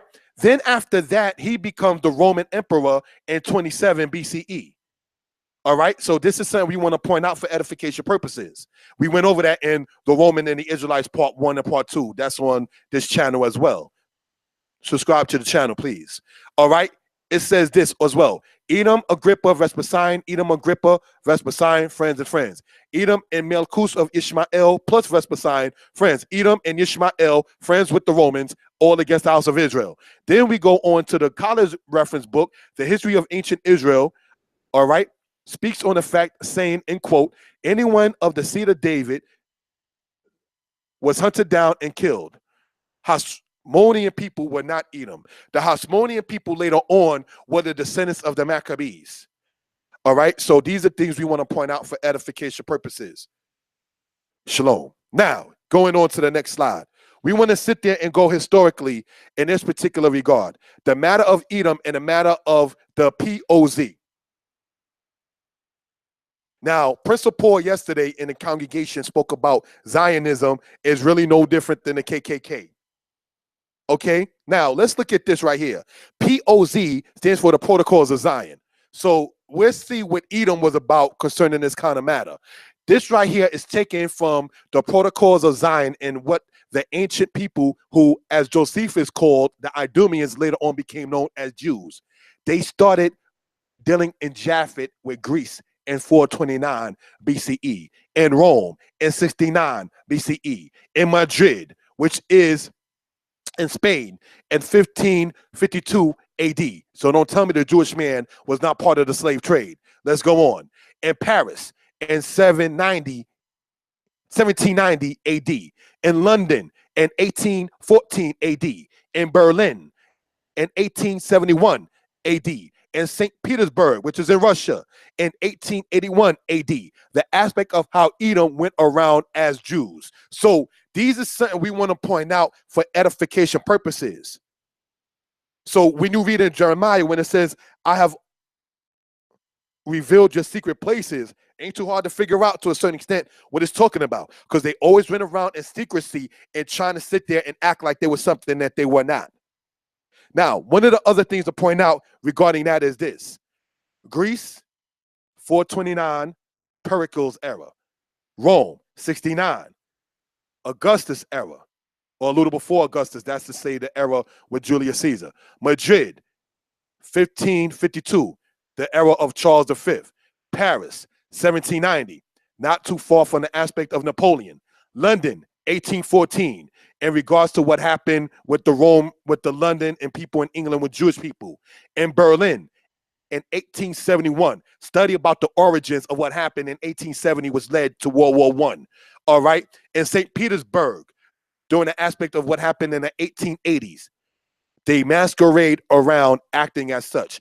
This right here gets into what is called the Protocols of the Learned Elders of Zion, Zionism, if you will, by Theodor Herzl, if you will, later on in the 1890s, that wanted to sit there and say the land of Israel could be given to them. Remember, Ezekiel said, for Idumea into the residue of the heathen. So it's not only Edomites that wanted the land, it was the other peoples as well. The Palestinians, the Arabs, the Ishmaelites over in Hebron, and the European Jews are not the true house of Israel. The Samaritan Jews are not the true house of Israel. The Samaritan Jews are the descendants of the Assyrian and Ethiopian people that was brought into there by the people from Cutha and Babylon when you go to 2 Kings 17, and then later on mixed in with the Ptolemies, and then later on with the Caesars. So these are things we want to point out for edification purposes. All right. So once it comes down to this particular matter, once again, on a human level, giving due respect, because I see people saying, oh, that's a good historian. I came from teachers who were historians. All right. I didn't teach myself. I'm not self-taught. All right. So these are things we want to point out for edification purposes. The matter of Edom. Next slide. Let's go on.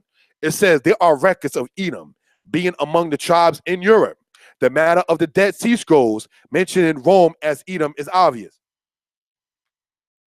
Why is that obvious? Because if the Romans were called Edom in the Dead Sea Scrolls, or as well as in some actual quote-unquote Talmudic aspects, one of the things we pointed out, brothers and sisters, is this. If the Romans and the Edomites, as we shown politically, were friends, and Jacob and Esau were brothers, and Jacob is the ancestor of the Israelites will look at, whoa, I know Rome has beef with me, but why is Edom with them too?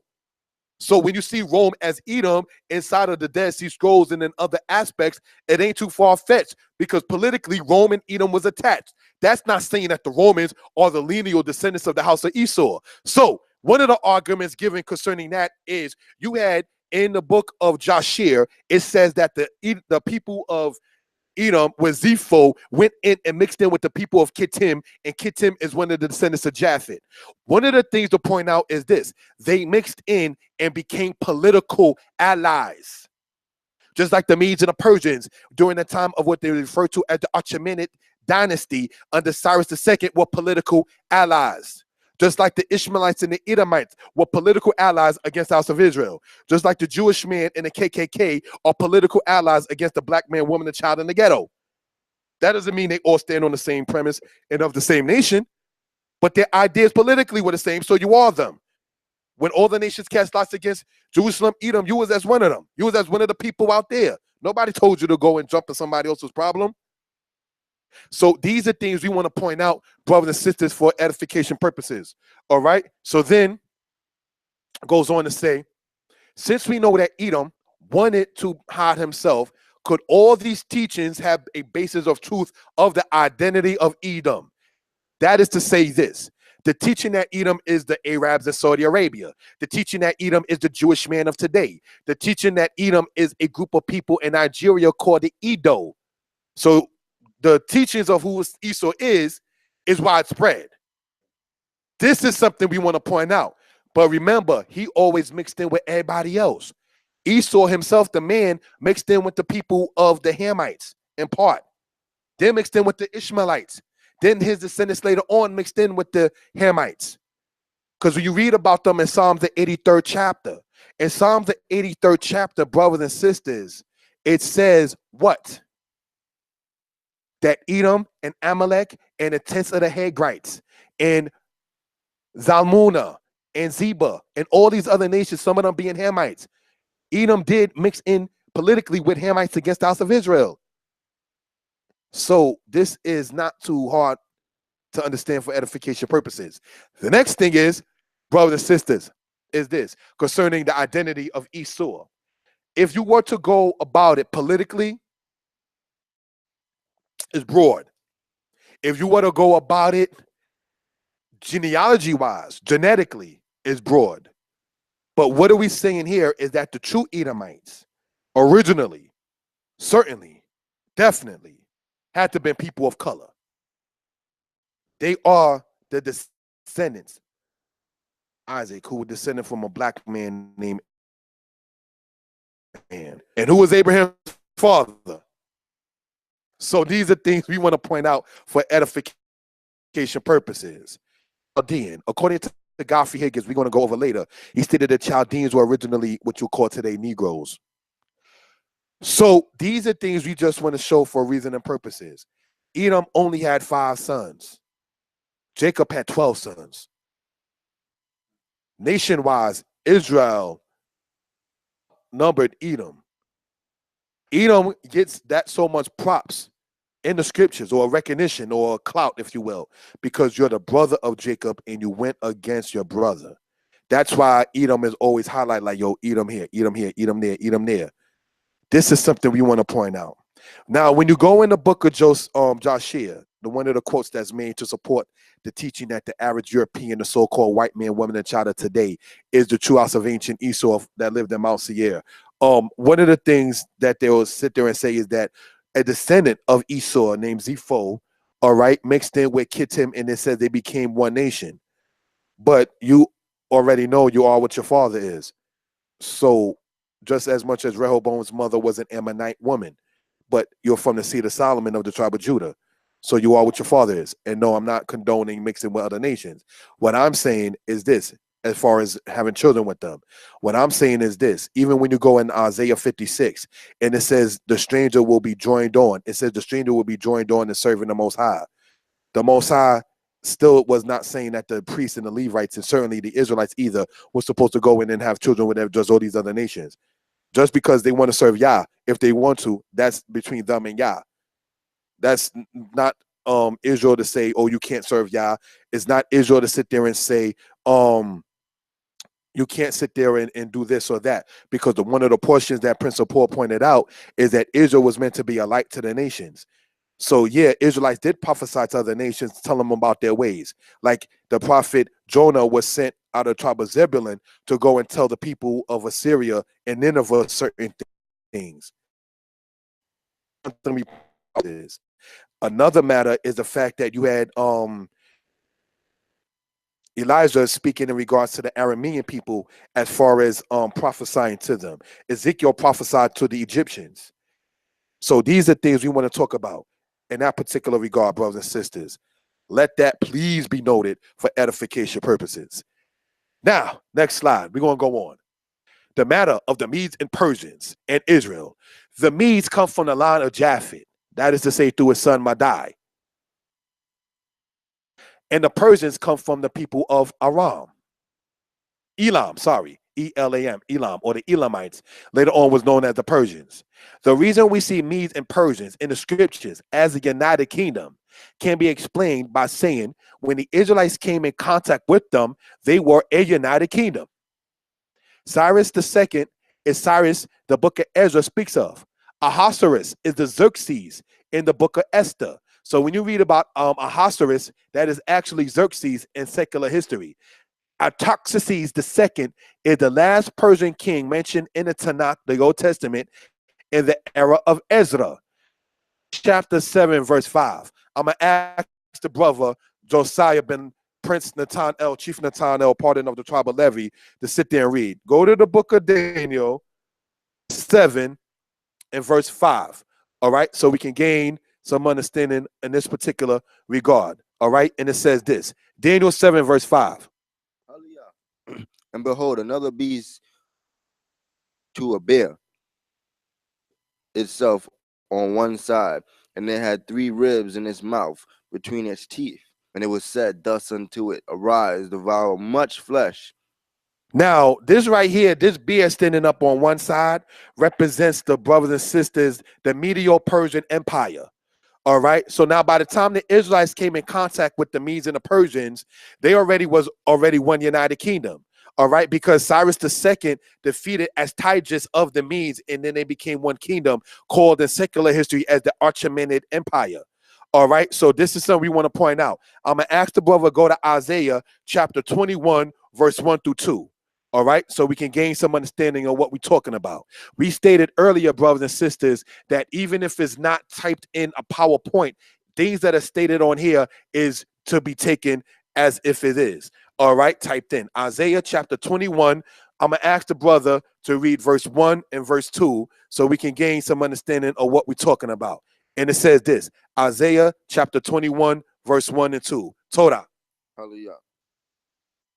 The burden of the wilderness of the sea and the whirlwinds in the south sweeping on.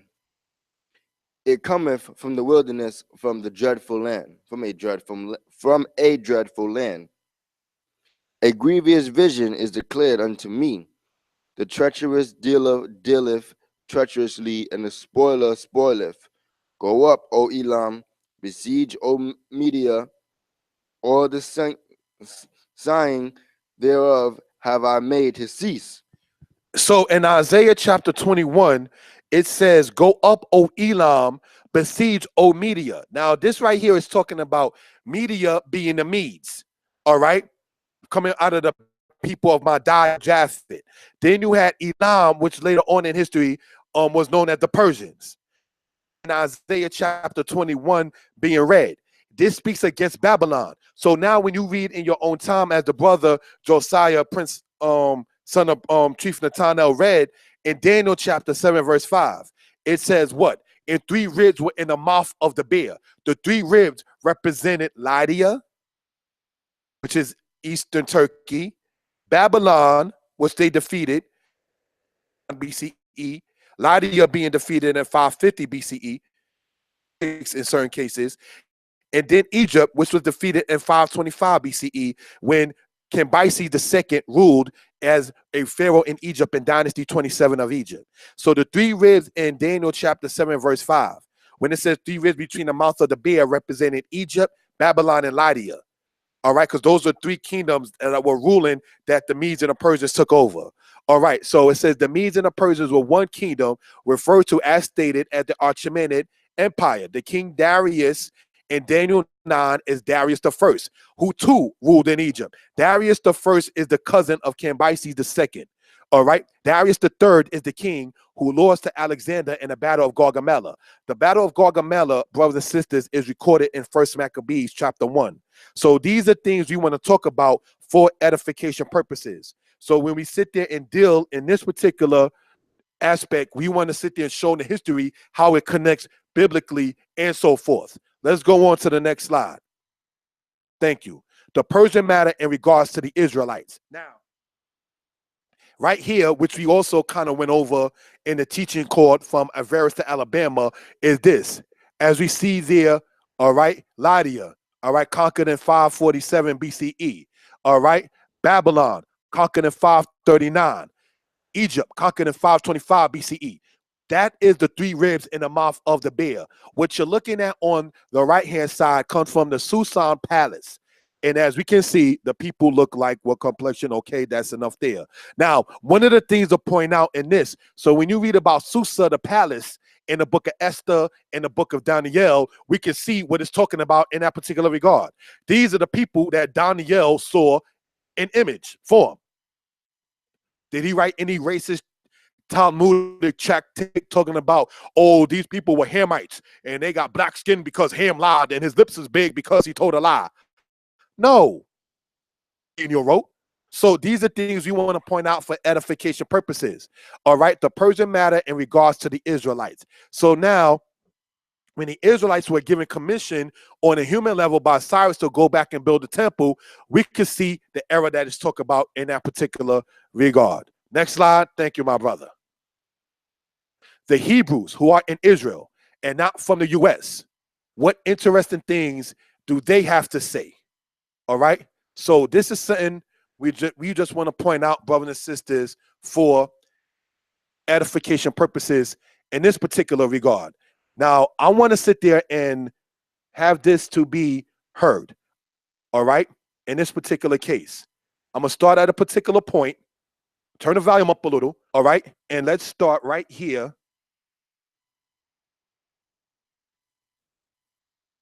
in this particular aspect. All right. It says in my notes 156. That's the timeline that I wanted to hop on. All right, let's go.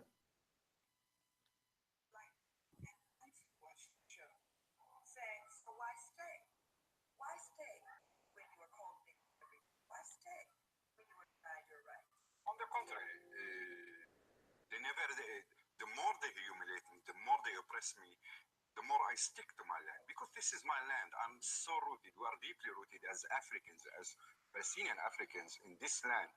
And we know pretty well that our ancestors, I'm talking about thousands and thousands of years, had been here in this country, but they were spread away, taken to Africa, from Africa to the United States. So the more they exist, you will find that there is a lot of discrimination, and there is a real divorce between what they say and what they exercise. Blacks and whites who watch the show saying, so why stay?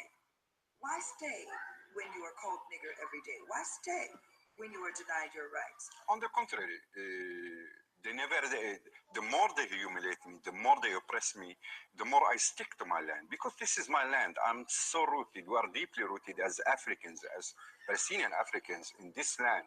And we know pretty well that our ancestors, I'm talking about thousands and thousands of years, had been here in this country, but they were spread away, taken to Africa, from Africa to the United States. Things I want to point out. In this particular video, he said that that his ancestors would have been in the land, but his ancestors were spread away, taken to Africa, and then from Africa to the United States. This is an interview that was done on BET. All right, so it can be known for edification purposes.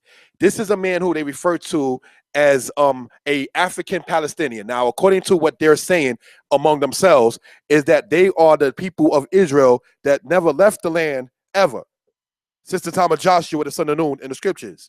So he stated as shown, all right, where it says that his people would have been in the land, but they were taken from Israel, then scattered into Africa, and then from Africa to the United States. So when we saying that we are descendants of Israel, that was from the land of Israel, taken to parts in Africa, then from Africa to the United States, we're not the only ones saying that here in the Western Hemisphere.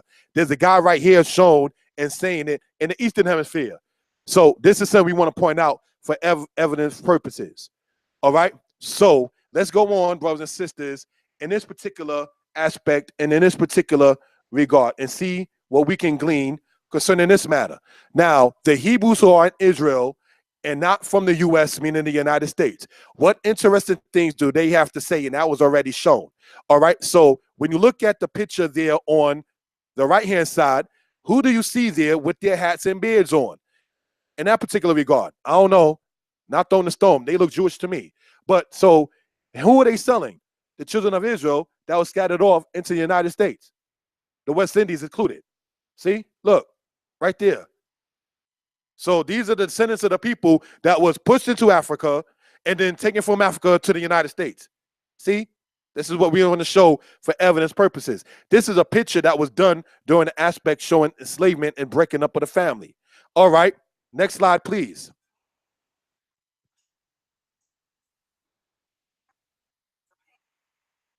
All right, we're going to go on to the next slide in this particular regard. It says, okay, the Jewish people and what they were about.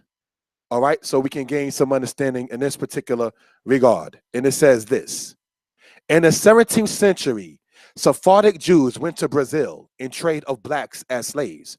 The source comes from a book called The Slave Trade by Hugh Thomas. All right, in the 17th century, Jewish people losing land in Brazil went to Barbados to trade blacks as slaves. The 17th century means the 1600s. All right, if you go into a video on this channel called Old Testament Brothers Speak Regarding Black History, or Old Testament Hebrews Regarding Black History Speak, on the same channel, I'll go into that a little bit more in depth with Barbados in the 1600s. In the 18th century, Aaron Lopez, a Jewish man, was involved in the slave trade. All right, slave trade by Dutch noted in 1613. Before 1630, also in Brazil. In the 16th century, Coronado, Menendez, and Panfilo brought slaves to what is now NM, standing for New Mexico. All right. So it says Governor Yardley, pardon me, George Yardley, governor of Virginia, John Winthrop, governor of Connecticut, and Thomas Dudley of Massachusetts all had slaves permanently. Now, why does this become important? Because George Yardley, as well as John Winthrop, as well as Thomas Dudley, were all in the 1600s.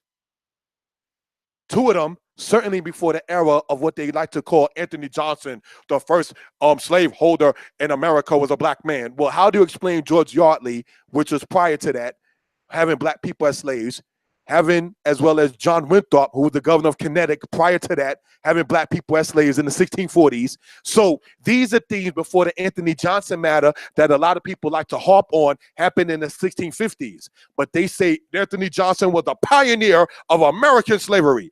That means somebody didn't expect somebody to do some studying. You understand? Remember, it was a crime for black people to read. Say they didn't expect you to sit there and read anything, much less history, much less the Tanakh, and certainly not no Hebrew. So these are things we want to point out for edification purposes. Remember, on the left-hand side, it says in the 18th century, Aaron Lopez, a Jewish man, was involved in the slave trade. He was known as a quote-unquote Portuguese Jew. All right, so let's go on, brothers and sisters, in this particular regard. The Jewish man slave trade involvement.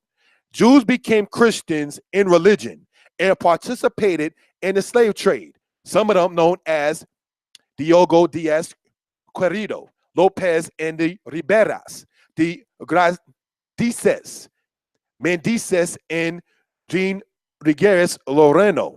Now, if I mispronounce these Spanish words, forgive me, but you can see it on a PowerPoint.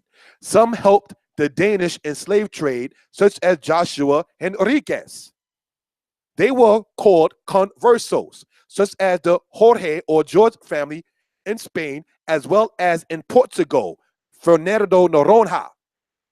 They actually used in legal aspect the thing called the asiento, which was created by Charles V, which was used by slave traders in the 16th to the 19th century. So these are things we want to point out for evidence purposes. When we see here the Jewish man slave trade involvement, the Jewish man slave trade involvement, the Jewish man slave trade involvement. Okay. During the Jewish Inquisition, many Jewish people were becoming Christians and participating in the slave trade. This is referred to as crypto-Judaism. Crypto-Judaism is when a European Jewish person takes on the name and practices outwardly of a Christian while secretly still being quote-unquote Jewish. All right, so this is something we want to point out for evidence purposes, brothers and sisters. All right, this is a teaching being brought to you from Shema Yisrael, congregation out of Brooklyn, New York. Hallelujah. Now, it goes on to say the Israelites and the Jew. You see the matter? Israel from Judah and Jew from Japhet. So what are we going to look in this particular regard? The left-hand side shows the Assyrians taking people of the Israelites of the tribe of Judah from Lachish into the Assyrian captivity prostrated. Now, the guy you see there on the right-hand side is a picture of Aaron Lopez. Remember earlier, we spoke about this particular guy? When it says Aaron Lopez, a Jewish man, was involved in the slave trade. Then here's a picture of him in this particular regard, so we can gain some understanding of what we're talking about, brothers and sisters. All right, so let's go on to the next slide for edification purposes. All right. The matter of Eldad the Danite and others. In the 9th century AD, a man in Tunisia stated that the tribes of Gad, Naphtali, and Asher went to the land south of the Sahara and settled in Western Africa. They fled to that land to escape the onslaught of the Assyrians in the 8th century BCE. Dan, the tribe, according to Eldad the Danite, left Israel the land when Jeroboam took the throne. That's one point. If you can look up Eldad the Danite, also in the book Babylonian and Timbuktu, Rudolph Windsor spoke about that. In his book Anacalypsis, Godfrey Higgins stated that the Jews of old were Negroes. in his book, Tacitus, the Roman historian, book 5, stated that it was popular belief among the Romans that the Jews were from Ethiopia. You're not going to look, brothers and sisters, at this guy, Aaron Lopez, and think that he came from the land of Ethiopia. Okay, so then it goes on to say, in his book, Lost Jews, Louis Rappaport stated that besides the quote-unquote Falashas, there are claims from other quote-unquote Ethiopians as being from the Israelites. So when you go into a book entitled Lost Jews, Last of the Ethiopian Falashas, written by a guy named Louis Rappaport, all right, he stated in that book there are other groups in the country of Ethiopia that lay claim to being of the house of Israel, besides the so-called known Falashas. Themselves pointing out for edification purposes. Goes on to say this, thank you. Related by others regarding the Israelites in scattering.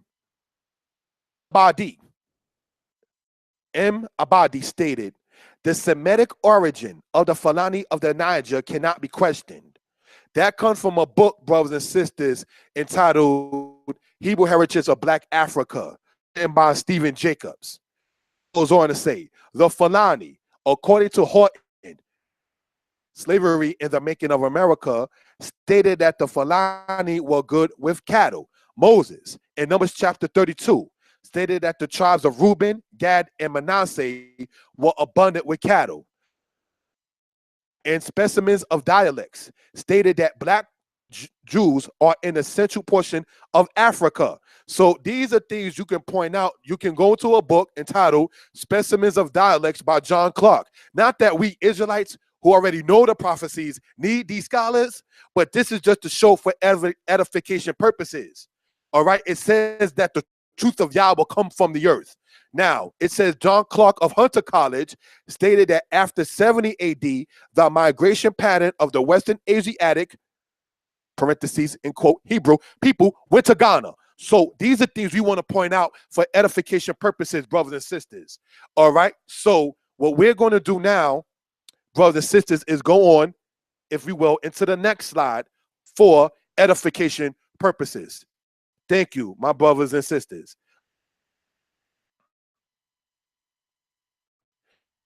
Here we see Clark, who hated Israelites, speaking of the Israelites, and that is at the minute 5:46. Now, reason why I state this, some people, oh my gosh, the Israelites are always trying to bash on other communities. No, what it is, to a certain extent, is John Clark stated that Moses never existed. So you can't sit there and teach that Moses never existed and then sit there and have love for the Israelites.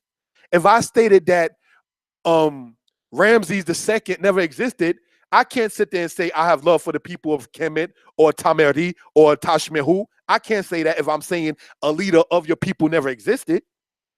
All right, so that's why I put that in that particular regard. Now it says the matter of John Clark, who hated Israelites, speaking of the Israelites. Now, let's see what this particular elder scholar, okay, had to say concerning the Israelites at 5:46 in this particular regard.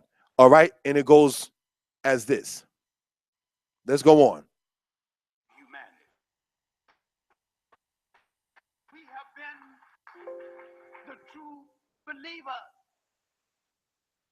Now, after the Romans destroyed the last temple of the people of the Hebrew faith, 70 AD, now you got to watch it.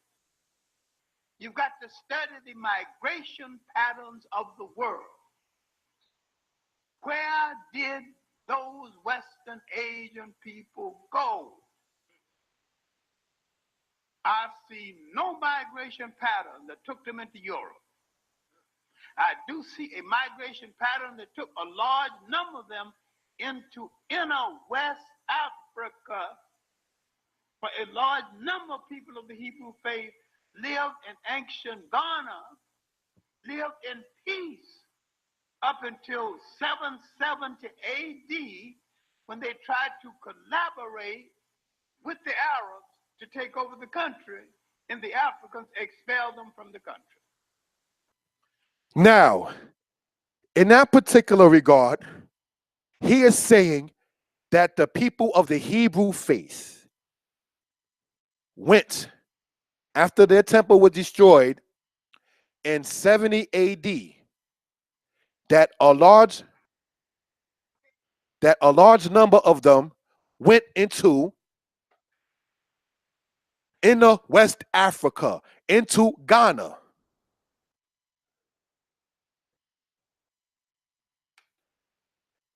Because in Ghana, according to what we just stated and shown from John Herrick Clark of Hunter College, may he rest in peace, he passed away back in the 1990s. It stated that there were people of the Hebrew faith in Ghana. Now, let's look at the tricknology, if you will, and have a third eye. He's not verbally saying the Jews, the Israelites, the people of Judah, the tribes of Israel scattered into Western Africa. He is saying the people of the Hebrew faith. After the temple was destroyed in 70 AD, he said that he saw no migration pattern as a historian of them going into Europe, but going into inner West Africa, into Ghana. So if that be the case, according to that particular video of him speaking, which is online, you can Google and YouTube a video that is called John Herrick Clark, Who is a Jew, Part 3. And that is where that video is located online. Now, the point is in that aspect, brothers and sisters, is this. He's not going to sit there and make the same clout teaching that the black people of the house of Israel scattered into Africa and were among other black people. He's not going to teach that. All right. So this is something to be noted for edification purposes, brothers and sisters. Now, for the Hebrew faith to exist, that means that the Hebrew faith had to already been known. You're not going to understand the faith of the Hebrews if there were no Hebrews in existence in history.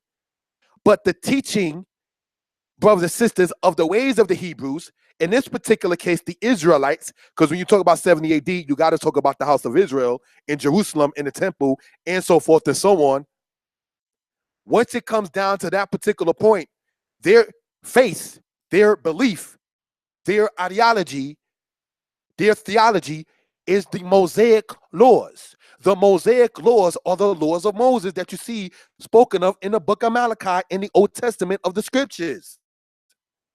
What is the point in that particular regard, brothers and sisters, is this.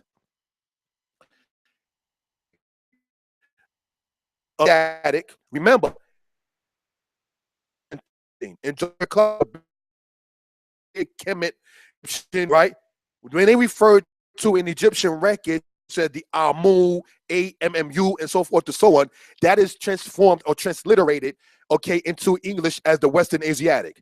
Amu, Setu, Retenu, Tajahi. Those are different Egyptian terminologies, all right? Tajahi, Retenu, Setu, Amu.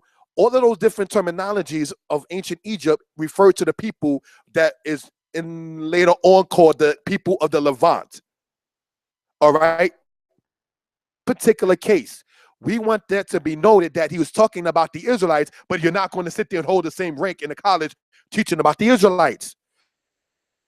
Brothers and sisters, designed in that stink that went through from society to society to make sure Israel's name was not known. So this is what we want to talk about for reference purposes. So we take in the scriptures line upon line, here a little and there a little. You can do the same thing in regards to history. Line upon line, this author, this scholar, this author, this scholar, and boom, the truth of Yah is going to be shown through the house of Israel. The matter related to others in regards to Israelites traveling. J. Rogers, all right, J.A. Rogers, in his book, 100 Amazing Facts About the Negro, state that West Africa has black Jews also. We already shown the video where John Clark spoke about it. Okay, as Prince Nathan L. pointed out, the European Jews come from the Khazar converts in the 8th century AD. According to Arthur Koestler, in his book, The 13th Tribe, he stated that the European Jews are related to the Huns, Uragar, Megayar tribes, then to the seed of Abraham, Isaac, and Jacob. the Sephardic Jews, Ashkenazi Jews, Samaritan Jews are not the true house of Israel. To explain this, let us understand that proselytizing was common and many adopted the ways of the Israelites. What is that being stated? When you go and read about what happened in 139 BCE, when they got rid of the Israelites, or 139 AD, sorry, when they got rid of the Israelites out of Rome for proselytizing and making people of Rome want to follow the ways of the Israelites, wherever the Israelites went, other people want to sit there and do just like the Israelites in their own style. Even in this society, we're the true house of Israel. Everything we do, other people sit there and seem to want to emulate and do. But then the backdrop to that is, while they're doing their own thing, we want to do this too. That's why this is like Babylon, confusion. So, to that particular regard, the Sephardic Jews, Ashkenazi Jews, so not the of Israel. I said in Deuteronomy 28 that this curse that will be poured on the house of Israel shall be upon you and upon your seed as a sign. So this is why we go so hard with Deuteronomy 28 and how we can show it in line with quote unquote Black history. You understand? Because once it comes down to that particular point, once it comes down to that particular aspect, it's easy to be done. So we ask every other person or nation or tribe or group that's claiming to be the ancient house of Israel, can you go in Deuteronomy 28, which already was stated to be happening in Israel since the time of Daniel? If you can go and show your history linked up to those verses on the curses, then we can sit there and perhaps sit there and just say, well, it is what it is. May the Most High accept the soul. So we're going to go on to the next slide. Thank you. The matter of Isaiah 9, let's explain. Now, why do we go here? Is because in this particular camp, Shema Yisrael is noted as one of the most prominent Old Testament, quote unquote, non-messianic camps that's online and offline. So one of the things we want to state it, because people want to sit there and get into this particular matter regarding the whole Jesus Christ subject, because they say that he's throughout the Old Testament. Let's look at one of the claims that's made. It says the matter of Isaiah 9. Let's explain. For a child born unto us, the government is upon his shoulder, called Pele Hoes El Yibor Abi Ad Sar Shalom. The English in the King James saying this: for unto us a child is born, unto us a son is given, and the government shall be upon his shoulder, and his name shall be called Wonderful, comma, Counselor, comma, the Mighty God, comma, the Everlasting Father, comma, the Prince of Peace, period. So why did I sit there and get into this particular aspect, brothers and sisters, in regards to showing the commas and how the King James Version has it, is because linguistically in Hebrew, thing as the translator in the King James wants to impose the Christ theology on the house of Israel. Okay, so let's look at this. It says in this, but Hebrew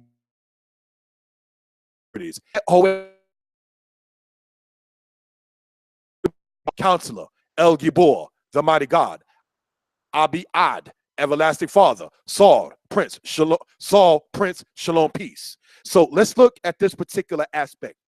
All right. Let's get into this particular aspect in this regard. It says, a son became known as the Everlasting Father. Now, why do I sit there and ask that particular case? Because according to Christian theology, Jesus Christ, Jesus, who they say is Mashiach, Messiah, is the Son of God. So if we're reading in Isaiah 9 that the child that is to be born is called Everlasting Father, when did Christ or Jesus, as called by some, have any children spiritually or otherwise for him to be known as the Everlasting Father? And if he is the Son that it talks about in Peter in the New Testament, then my question then is, when did the Son become the Father? And then what happened to the Father? And did this Son in the New Testament ever claim to be the Father? Did this Son in the New Testament ever claim to have any children spiritually or otherwise? So these are certain things we want to sit there and point out for edification purposes. All right. So once it comes down to that, all right. Now, what government did JC have? When did JC claim any as his children? Matthew 10, shows that JC could not be the Prince of Peace. Because in the New Testament, in Matthew 10, it says that he didn't come to bring peace, he came to bring a sword. So we already explained that matter on the same channel in a video that is called The Matter of Quote Unquote Non-Messianics. This is also on this channel. All right. So you can type in Shema Yisrael HIC2 when it says The Matter of Non-Messianics on YouTube. And this is more so explained concerning Isaiah 9 and Matthew 10. Just wanted to go into that particular PowerPoint right here just for edification purposes and to ask a couple of questions, because we were asked a couple of questions, all right, regarding this matter. So let's go on to the next slide, if we will. The matter regarding Hebrew origin. Okay. Somebody asked, I wanted to read this right here when it says, what did Yisrael do after 70 AD in a matter of sacrifices? After 70 AD, the temple was destroyed. And actually, to be quite candid, they wasn't even doing sacrifices when they was already scattered outside of the land. When you sit there and read about the matter of what happened with the Masada matter, then Bar Kittos matter, then the aspect what happened with later on with Hadrian, with the Bar Kokhba, and so forth and so on. In that particular case, there was no temple. There were no people really doing like any sacrifices in that particular regard. All right. Then somebody stated, I wanted to sit there and read some of the comments on that. Can white folks join themselves to Yisrael? Well, I was answer that with the same statement that I spoke on this before. The world is going to join themselves to keeping the laws of the Most High at the end of the day. So it's not even so much as being Yisrael, as more so about keeping the law, statutes, and commandments of Yah. Because the Most High said in Isaiah 24 that the world will pay for their iniquity and the world for their sin. So all nations are going to have to sit there and come under the order of Torah. So that's hopefully sufficient answer in that regard. Where did they get the name Jesus from? I heard two different sources in regards to that. One says from the Hyksos of the Greek, and then another says that Isus or Isus or what have you from Latin means pig. So I've heard two different aspects in that particular regard. And then we see the troll in this particular video in the comments as well. So we're going to continue on in this particular regard. It goes on to say this. The way to say Hebrew, the language in Hebrew, is Ibrit. The way to say Hebrew, a person in Hebrew, is Ibri. The root of such comes from the word abar, said by some as Ibar. The Israelites descended from the Chaldeans and Arameans, Chaldean paternally, Aramean maternally. The language Abraham spoke was Chaldean, and the language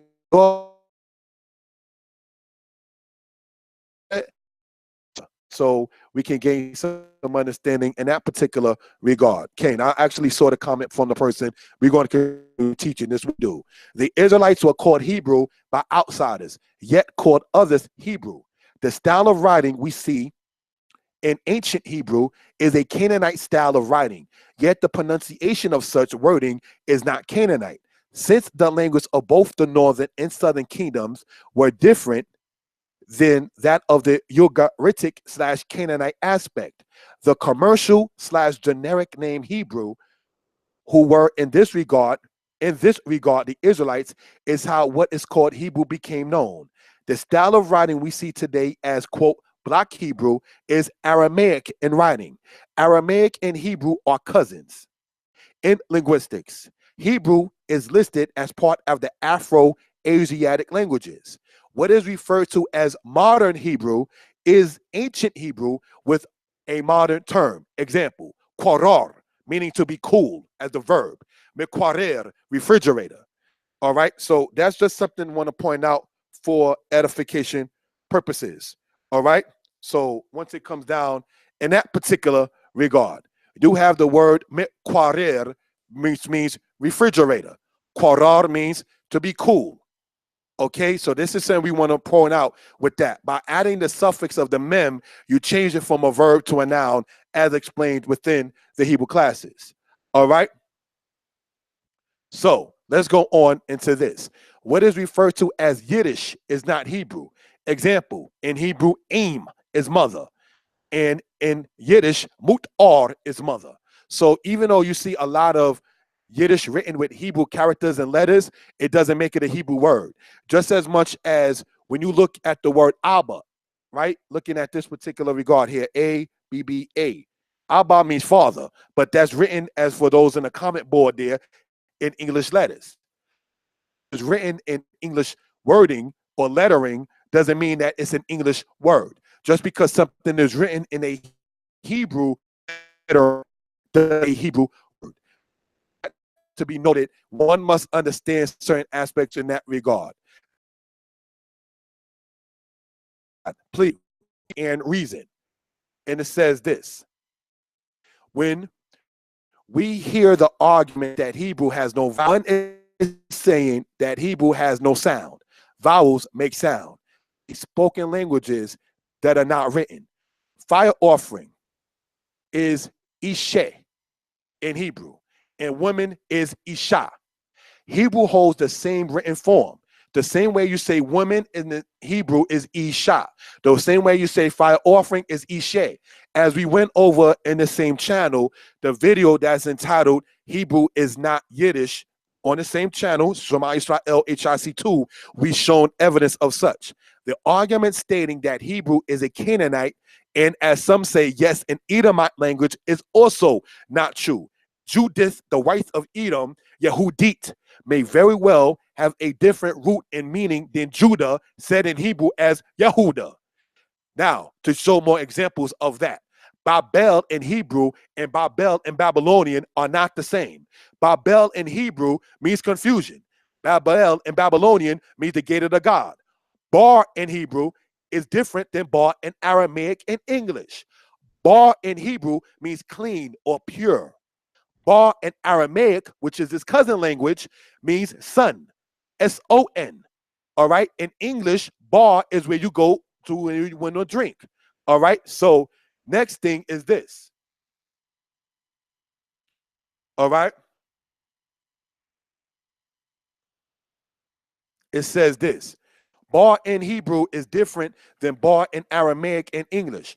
One must know transliteration, translation, and reason. All languages come from the Most High. Why do I say reason? The definition and the translation and then the reason of Jacob being named Israel are different. Jacob was named Israel because it says you have striven with God and man and are able to prevail. But the definition of the word Yisrael means God will contend or let God contend. So that's what that's talking about. So the literal definition or translation of Yisrael is let God contend or God will contend. Whereas the reason why Jacob was given that name had a different aspect. So the reason why something is translated and the translation of something may be different reasons. So this is something we want to point out for edification purposes. Next slide, please. Hebrew, ancient and modern. All right, so let's go into this particular aspect. You have written there on the left-hand side, the ancient Hebrew aspect. Now, let's understand this. Ancient Israelites did not call their language ancient. One more time. Ancient Israelites did not call their language ancient. So this is something we want to point out for edification purposes, brothers and sisters. So now, when you look at the right-hand side, which is called modern Hebrew, as we stated earlier, this is on the right-hand side, block form Hebrew, which is actually Aramaic in writing. This is an Aramaic alphabet. It's not an Assyrian alphabet. It's an Aramaic alphabet. So that's why you even see that form of writing that you see on the right-hand side there inside the Dead Sea Scrolls, which was written by Israelites. All right. So this is something we want to point out for edification purposes. All right. Now, let's go on, if we will, to the next slide. All right. Hebrew, very ancient and ancient. Hebrew writing from, now you're looking on the left-hand side, and this comes from a book called The Ancient Near East in Text and Pictures. All right. You see that right there in that regard. It says Hebrew writing from Samaria, one place. Gezer, another place. Siloam, another place. Lachish, another place. Seals, that is to say potsherd, in which they found like vases or anything with Hebrew writing on it. Leviticus fragments, Elephantine, and Eshmunazar. So this is what we want to point out for edification purposes. The Meisner papyrus and the Eshmunazar sarcophagus both contain Hebrew writing, both dated to the 6th and 5th centuries BCE, respectfully. All right, you can actually sit there and look that up in that particular regard. All right, so the Meisner papyrus is dated to the 6th century BCE. The Eshmunazar sarcophagus is dated to the 5th century BCE. So what is the point of this? If they found Hebrew in archaeology from Samaria, they said that must be the Sumerian form of writing. If they found it in what they call the Gezer calendar, dating to the era of Solomon, they'll sit there and say, oh, that must have been from Gezer form of writing. If they find it in Siloam, which dates to the era of Jeremiah, Isaiah, which is 60 years before Jeremiah, they will say, oh, okay, that must be the Siloam writing in the time of the Siloam inscription when you read about the Hebrew that's dated to the time of King Hezekiah, correlating to the time of the prophet Isaiah. The Lachish letters that we spoke of before that spoke about Edom being found dating to the era of the 6th century BCE. Okay, then the seals or the potsherd, then the Leviticus fragments, elephantine dating to the 5th century BCE. So these are things we just want to point out, that when they talk about Hebrew, very ancient and ancient, different Hebrew writing forms, even before the so-called modern Hebrew was written, they had different times from the era of Solomon to the era of Jeremiah in alphabet form. The way they wrote one letter in one BCE year may have been different in form of writing 300 years later. That's the point. So when you sit there and see, for instance, this particular aspect, the Hebrew writing that you see on the Gezer calendar dated to the era of Solomon is not a different language than the era of Jeremiah. It's just written with a different alphabet form. In English, they have calligraphy. In English, they got script. And in English, they got block. It's nothing new under the sun. All right? So these are things we just want to point out for edification purposes. All right? Let's go on to the next slide. Now, Yahaziah and Jeroboam, seals of the ancient. What you're looking at on the left-hand side is Yahaziah, written in the top part in the Hebrew. All right? Written, always remember, Hebrew's written and read from right to left. All right? Now, what you're looking at on the right-hand side, it says Shema ebed Rehoboam, which means to Shema, the servant of Jeroboam. So both of these are written in ancient Hebrew, or what is called today ancient Hebrew aspect. All right? I'll use the term ancient just for edification purposes. Because remember, if you go back here, right, and you see Samaria, Gezer, Siloam, Lachish, Leviticus fragments, elephantine, and Eshmunazar, brothers and sisters, they didn't call this ancient Hebrew, wrote their language. We call it that today to make timeline and placement and so forth and so on. But those people in those days at times, like, they didn't even call their timeline BCE. The whole AD and BCE era was created in the year currently known as 525 AD. You understand? So these are certain things by a guy named Examizer. I'm gonna sit there and put that reference inside of the comments later on. So these are things we want to point out for edification purposes. Now, when you look at this particular aspect, brothers and sisters, looking at the seals and the impressions and so forth and so on, that's from the ancient house of Israel from different eras in time. Next slide. Thank you. Now, brothers and sisters, giving honor and praise to Yah, the creator and the maker of heaven and earth. The title of this is called The Matter of the Edomites and the Matter of Ahayah. Now, why does this become important? Because whether you are Old Testament based, if you will, quote unquote, non-messianic, or if you are, as many Israelites are, quote unquote, messianic, there are some, and it's not all, quote unquote, messianics.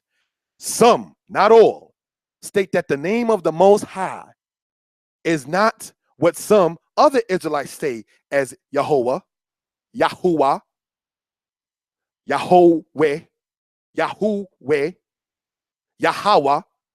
They're saying that what is known as the tetragrammaton, or the YHWH. Tetragrammaton is a Greek term meaning 4 letters. That's what it means. All right. Tetra means 4, like the game Tetris. All right. Gramma means like letter. Tetragrammaton in Greek means simply 4 letters. All right. So that's something we pointed out in that regard. Now, the matter of Ahayah said as Ahayah by some. The teaching of the name of the Most High as Ahayah is not accurate, nor can it be substantiated in linguistics, etymology, or history. The word Ahayah is Ehyeh without vowels, and the proper meaning of such is I will be. The evidence quotes are, the following quotes are evidence.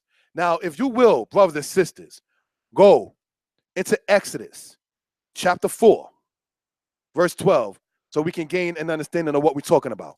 Exodus chapter 4, verse 12. And it says this in the English. Okay? Now, therefore, go, and I will be with thy mouth, and teach thee what thou shalt say. When it says, I will be with your mouth, the Hebrew says, Ehyeh b'picha. Ehyeh is said, as shown there, said by some as Ahayah. So they say, oh, no, there's no vowels. Everything is just ah, which is peculiar because ah is a sound, ah is a vowel. But that's neither here nor there in this particular regard. So if we were to sit there and then say the name as Ahayah or Ehyeh, how then, looking when you get your own time into the Hebrew of Exodus chapter 4, verse 12, it says, I will be with your mouth. I will be is Ehyeh. Ehyeh b'pika. Ba means with. Pika, your mouth. Pe, mouth, pika, your mouth. Ehyeh b'pika. I will be with your mouth.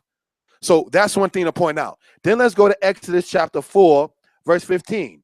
And thou shalt speak unto him, and will put the words in his mouth, and I will be with thy mouth. Once again, we see I will be. And as stated, I will be in Hebrew is said as Ehyeh. Said by some saying Hebrew has no vowels as Ahayah. So these are things we want to point out for evidence purposes. Let's go on to the next slide. Let's go to 1 Samuel chapter 18, verse 18. So we can gain some understanding of what we're talking about in this particular regard. 1 Samuel chapter 18, verse 18, brothers and sisters. And it says this, all right?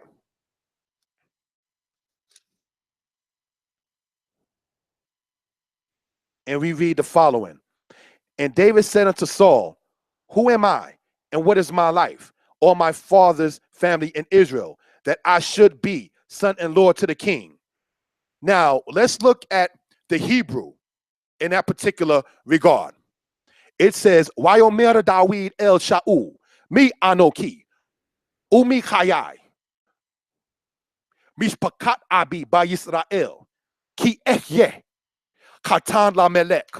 Now, I bold typed in that particular aspect, in that particular regard, to show it in different color form. But that's the Hebrew of 1 Samuel chapter 18, all right, verse 18 of 1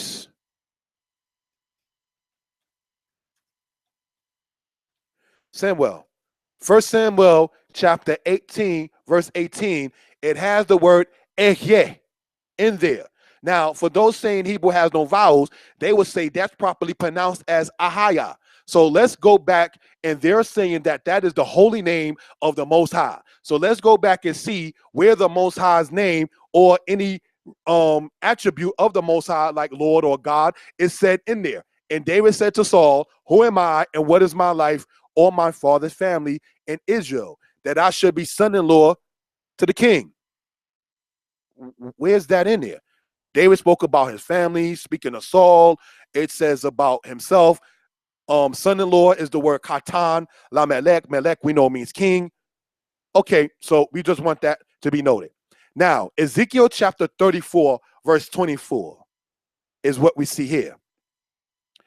And I, the Lord, will be their God, and my servant David prince over them. I, the Lord, have spoken.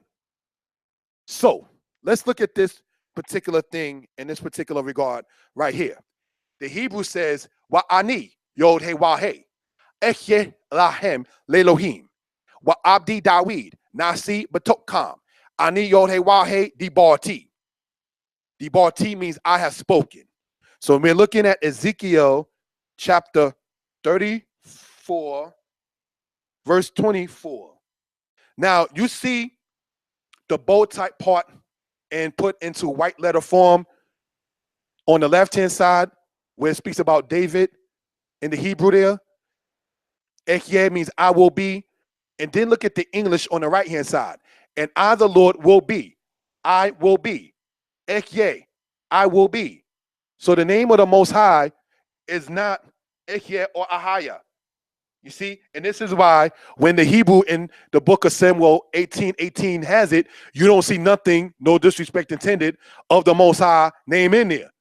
Because David wasn't talking in that particular verse about the Most High. So these are things we want to point out for evidence purposes. All right. And I, the Lord, will be their God, and my servant David, prince over them. The prince that will come out of the house of Israel is named in the scriptures. David's line was not cut off. All right. So let that be noted. So when we read earlier about the guy, Michael Grant, where the Edomites and Romans and the Batians tried to sit there and get rid, okay, of that particular aspect, the seed of David by Yah is still in the earth. See, you can't destroy the work of the Most High. See, so let that be noted and understood. All right. So it says, and I, the Lord, will be their God, and my servant David, prince over them. I, the Lord, have spoken. Now, what will happen in argument form with those who are disagreeing by saying that the name is Ehyeh, the name is Ahayah? The argument form that will come from them is, well, that's Yiddish. So we're going to sit there and expound on this particular aspect, because you can't hold up the King James Version and then as an authoritative book and then sit there and hate on the Hebrew that you see on the slide there, because that Hebrew predates the King James Version. Okay, let's go. So let's go in Exodus 3 and Exodus chapter 20. Exodus 3 chapter 14 says this, and God said unto Moses, I am that I am. And he said, thus shalt thou say unto the children of Israel, I am has sent me unto you. So now let's look at this particular aspect in this particular regard, right? It says in the Hebrew, Vayomer Elohim El Moshe, Ehyeh Asher Ehyeh, Vayomer Kol Tomar Libnei Yisrael, Ehyeh Shalachani Alekem. So what are we looking at? What is bold type there in the white form there in the Hebrew? You can look this up online as well. All right. Many ways say is as Ahayah, but we already shown where Ahayah or Ehyeh in the proper form with Hebrew understanding, all right, is said by David, speaking of David. David was speaking about himself in 1 Samuel 18, verse 18, as shown there. So now when we get to here, the Most High, when Moses said, what name shall I give to the people? Let's understand something. Name in Hebrew is Shem. All right, Shem in certain cases. And it means name, fame, renown. So this is something we want to point out for edification purposes, brothers and sisters. All right, somebody typed in, I'm looking at the screen, it says that Exodus, that 34:24 is a head buster. They can't get around that one. Hallelujah. Head buster. And then somebody else typed in Ezekiel 34:24 settles that matter. So giving thanks to the Most High, Ezekiel 34:24 does close that case, hands down. All right, we already went over that, giving glory to the creator, maker of heaven and earth. Now, when we look, brothers and sisters, in this particular regard, it says, I am the Lord thy God who brought thee out of the land of Egypt, out of the house of bondage. Thou shalt no other gods before me. In there in the Hebrew, Anoki Yohewahe Elohecha, Asher Zetika me Eretz Mitzrayim me Beit Abadim, Lo Hiye Laka Elohim Akerim Al Panai. So what was I pointing out in this particular regard? All of the PowerPoint that's in white is put in white there for a reason. All right. Now on the right hand side, where it says Yod He Wahe, he was, who is, who will be. That's there. Then the other part that's bold typed there in white is Yod He Yod He. Yihyeh means it will be or he will be. He will be or it will be. Ahayah means I will be. This is what we want to point out. So to be quite candid, I am in Hebrew is actually said as ani or anoki. Ani or anoki. Okay, so it is actually a mistranslation when they say it as I am that I am is in Hebrew as Ahayah, because it really means I will be. So this is what we want to point out. Exodus chapter 20, verse 1 says in the English, I am the Lord thy God. I've asked people who are saying that the name of the Most High is Ahayah. How do you then say, I am the Lord thy God in Hebrew? Because if I am, let's take the great I am is Ahayah. And we're singing here, I am the Lord thy God. How then do you say, I am the Lord thy God in Hebrew? The argument will come back and we're going to deal with that. Well, the word Lord in Hebrew is Baal. Oh, baby, we sat there and went through all of this already in these classes. You understand? So we want this to be noted for edification purposes. And when no offense intended, the brothers who promote the concept of Ahayah as the name went to debate, not to be racist or racial. The white dude, James White, he sat there and asked, so are you telling me that the Masorites went into the Dead Sea Scrolls and inserted that name in there? Could you see Yod-Heh-Wah-Heh inside the Dead Sea Scrolls? So this is something that, no, Israel, we got to learn our Hebrew. We calling ourselves Hebrew Israelites. The classes are online for those who want it. There's a class that's being promoted here in Shema Yisrael, and there are classes that another Israelite sister does. You understand? So you can look that up if you care to. All right, next slide. The matter of Ahayah / Ahayah, part 2. Exodus chapter 3, verse 14 to 16. Exodus chapter 1, verse 1 through 2. And Numbers. And Numbers chapter 15, verse 14 to 41. Let's read that if we will. Numbers chapter 15, verse 40. It says this, that you may remember and do all my commandments. Now, this is speaking about the Lord of Fringes. It says that you may remember and do all my commandments and be holy unto your God. I am Yah, your God, who brought you out of the land of Egypt to be your God. I am the Lord your God. So in Exodus, when we see Ahayah, I will be, okay, what did the Most High become? Your God. How did he become your God, your Elohim, your power? It's by showing his power by bringing you out of the land of Egypt. So when Moses was told, tell the children of Israel, I will be what I will be, that's leaving it like, okay, what will you be? And the Most High stated what he became to the house of Israel. I am the Lord your God who brought you out of the land of Egypt to be your God. Ani Yod-Heh-Wah-Heh Eloheka. Asher hozeti etkem eretz Misraim, lihiyot lakem lelohim, ani Yah Elohim. So what is being stated, brothers and sisters, lihiyot, to be, to become. He brought you out of Egypt to become your God. So when we say I will be, that which I will be, he became the God of Israel by bringing them out of the bondage. This is what we want to point out for edification purposes. Now, on the other side, on the right-hand side, in the yellow part there, where it says the places where the name Yah, Yahoo, Yahoo can be found external. Now, when we say external, we mean outside of the canonized scriptures that we have of today. So in this particular regard, so we can gain some understanding for edification purposes. Now, it says in one part, the Lachish Ashtakan. Another part says the Dead Sea Scrolls. We already explained that. Another part says the Silver Scrolls. Another part says the Misha Stela. Another part says the Los Lunas inscription. Another part says the Arad tablets. So you can actually look this up, and I put it here so you can look it up. Yod-Heh-Wah-Heh or YHWH. Inside of the Lachish Ashtakan, the Dead Sea Scrolls, the Silver Scrolls, the Misha Stela, the Los Lunas inscription, and the Arad tablets. Okay, next slide. The matter concerning the Arad and Silver Scrolls, dated to and dated to the era before Herod. We spoke about Herod, the Edomian of Esau and everything.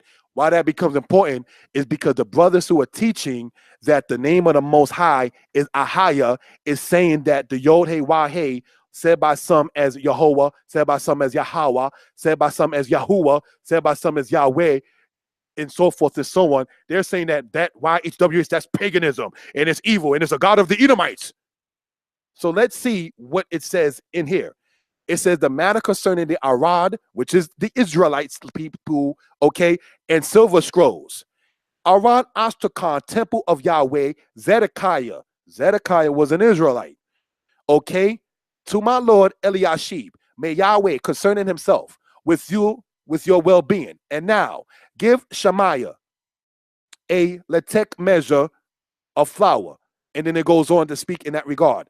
But when you look at this particular regard, you see the Yod Hey Wah Hey inside the Arad, which is in the land of Jerusalem, from Jerusalem to Eliashib. So the Arad Astrakhan, it says letter sent from Jerusalem to Eliashib. What does that also confirm? That the modern shown place called Jerusalem today is not the ancient Jerusalem.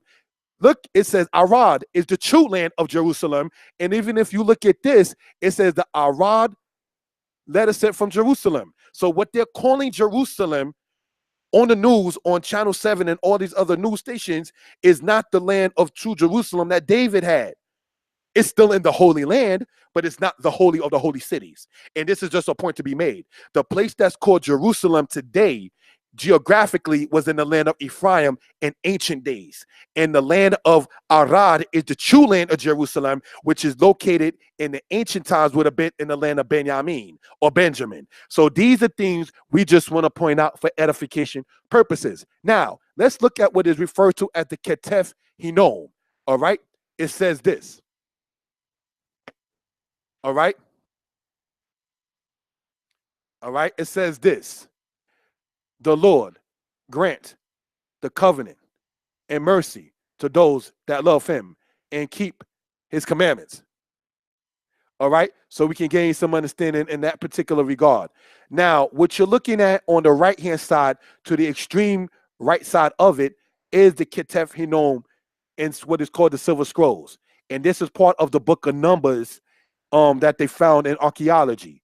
All right? So you see the Yod Hey Wah Hey in that particular regard as well as Yah being mentioned in that particular regard as well. These are called the Silver Scrolls. The argument that's given when this information is presented is, well, they was serving other gods too. But you're not going to show archaeology where anyone is saying that the name of the Most High is said as this. All right? Or this. So what people unfortunately have been compelled to do is take a mistranslation out of both the King James and the Masoretic text of the Tanakh, right? And then where it says, I am that I am, it says the great I am. Not realizing that the name in Hebrew is named as shame, which means your name, your fame. Your name is good or your name is bad. Your name is your fame. So this is something we also want to point out for edification purposes. When you read in in Genesis chapter 6, when it said the men are renowned, it says Anshe Shem, which means men who are known, men who are famous. All right. So you may want to sit there and get our studying up in this particular regard. You see how we can go to the Astrakhan here and the Silver Scrolls there. If you can sit there and show brothers and sisters any ancient artifact external to the scriptures where before the time of Herod, we want to emphasize on that, where the name of the Most High is said with vowels as Ehye, or said by some supposedly without vowels as Ahayah, please show, because we're showing what we're talking about. Okay, so we're going to go on to the next slide. The matter of Misha and Lachish. All right, so we can gain some understanding of what we're talking about in this particular regard. Okay. It says on the right, pardon me, the left-hand side. This is from the Misha Still. The Misha Still is a record written by King Misha of Moab, all right, in which he actually sat there and stated that they defeated the house of Yahuwah, all All right. So the pronunciation of the Yod Hey Wah Hey is said even by Israelites by different aspects, by some people. You understand? So now when you're looking at this particular regard, the YHWH, all right, in this particular aspect, said by some as stated as Yahweh, said by some stated as Yahweh, said by some stated as Yahweh, said by some as Yahuwah, and so forth and so on. One of the things that those who still pronounce the name of the Most High with the Yod Hey Wah Hey, we don't disagree that it's Yod Hey Wah Hey. The Most High, concerning the pronunciation of it, will let it be known when you read Ezekiel chapter 39, verse 7. But you may want to write that down and look it up, Ezekiel 39, verse 7. But one of the things to point out in this regard right here is you're not going to find no archaeology external talking about Ahayah, or said by some as Ahayah is the name of the Most High. We already shown in Exodus when it says, thus shall you tell the children of Israel, my name is I will be, the Most High became the God of Israel. This is why we went from Exodus chapter 3 to Deuteronomy, Numbers chapter 15.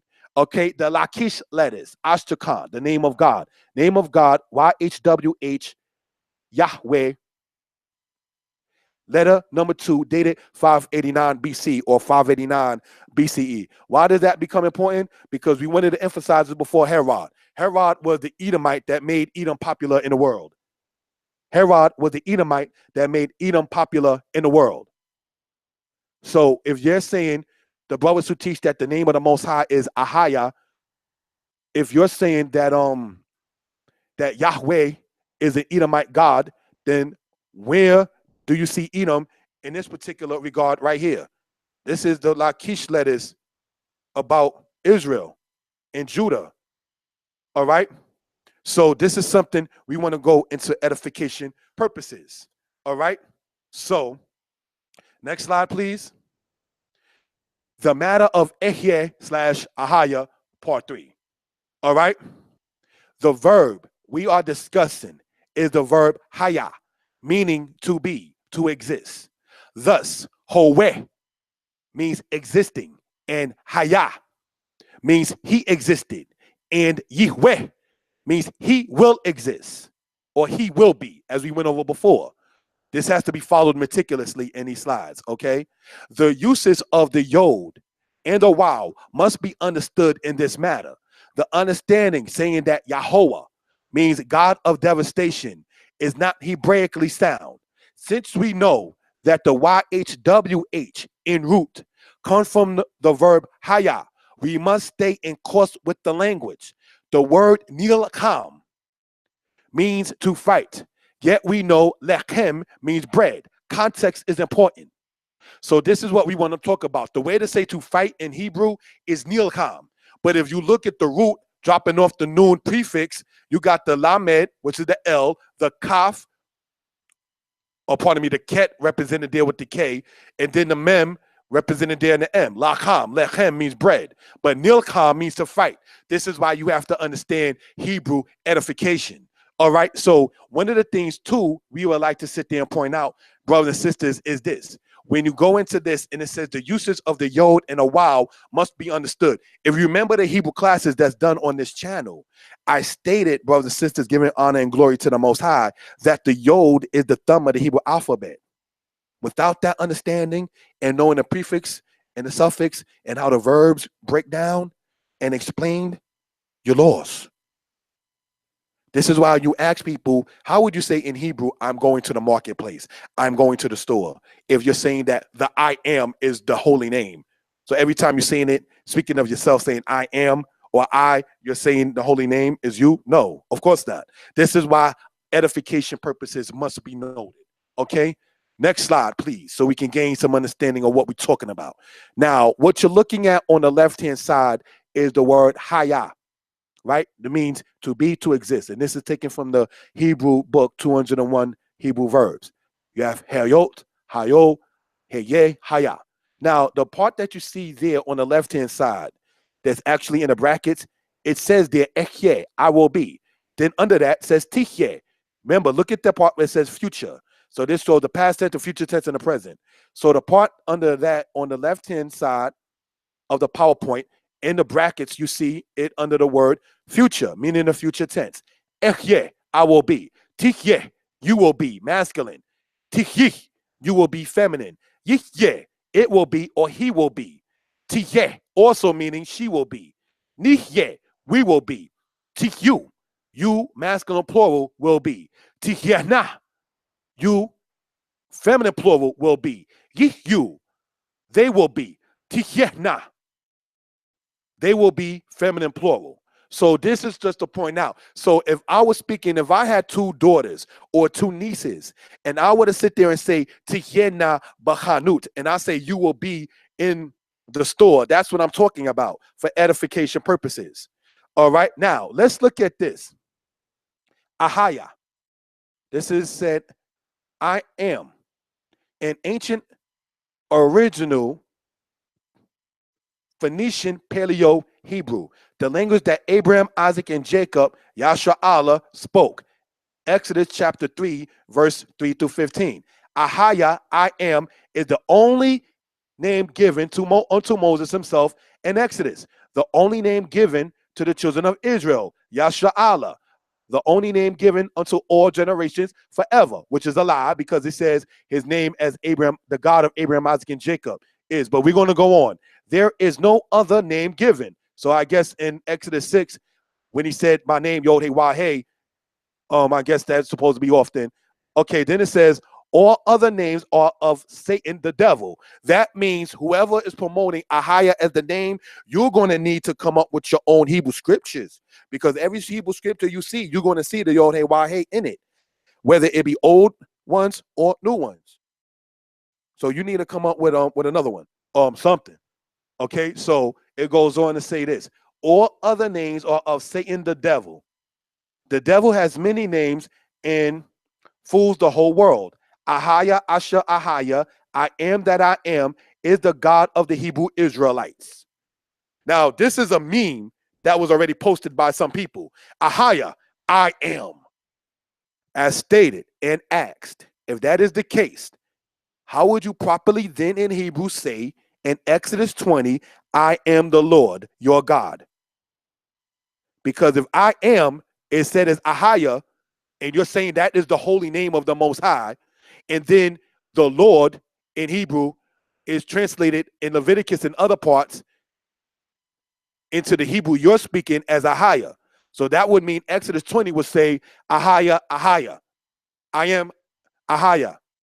How would you speaking of yourself? Saying I am going, I am seeing, I am doing. How would you say that in Hebrew? Brothers and sisters, Ahayah said in Hebrew with vowels correctly as Eke does not mean I am, nor is that the name that the Most High gave to the children of Israel forever. His name as the God of Abraham, Isaac, and Jacob, when you go to Exodus chapter 3, is the name that he stated forever.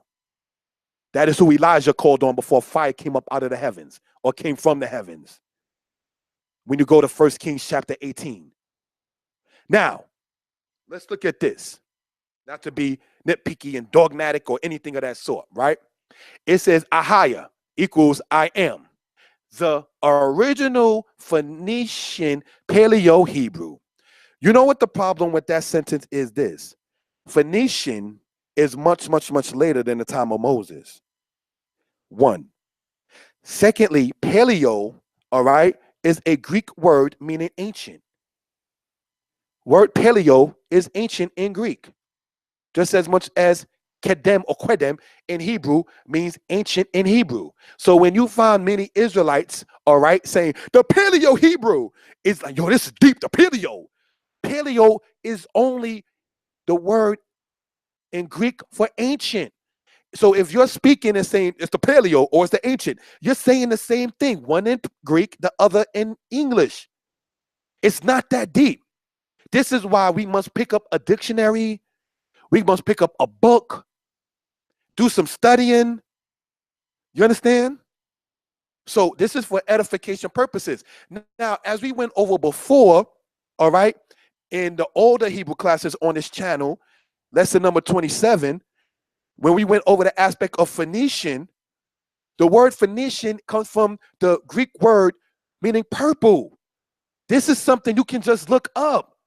So when somebody makes a meme, and I mean no disrespect intended, I'm sure whoever, like we're all in Israel trying to get the word out to our people, meant it from sincerity of heart. And it's not saying I've never made a mistake. It's not saying I've never been corrected. But we want this to be known for edification purposes. All right? It says, I am an ancient original Phoenician Paleo Hebrew. Now, of course, in many cases, people are redundant, but when you sit there and say ancient Paleo, you said ancient in the same sentence 2 times in 2 different languages. Just look the word up. I'm not trying to be funny. Paleo is the Greek word meaning ancient. But Israelites, I not say this in emotion, in spirit, and in feeling, but this been going on for quite a while. And a lot of Israelites will say it's paleo, the paleo, the paleo, the paleo. Not really. Hold on. You're saying Hebrew has no vowels. So there is no O, no U, no E, but you're saying paleo. So where, you understand? So how would you then say ancient Hebrew in Hebrew in what you're speaking? Hebrew had no vowels, but what you're calling ancient Hebrew or correct Hebrew is known as paleo, but there's no E and O in the Hebrew that you're talking about. Israel, your foxes or your prophets are like foxes in ruins, says Ezekiel. And that's why nobody yet in the 3 years I've asked, when they always argued with me and others about the name is Ahayah and is I am. So how do you say I am the Lord? That's never been answered. I've gotten comments like LOL, smiley face. I'm like, you know what? Block. Next, block.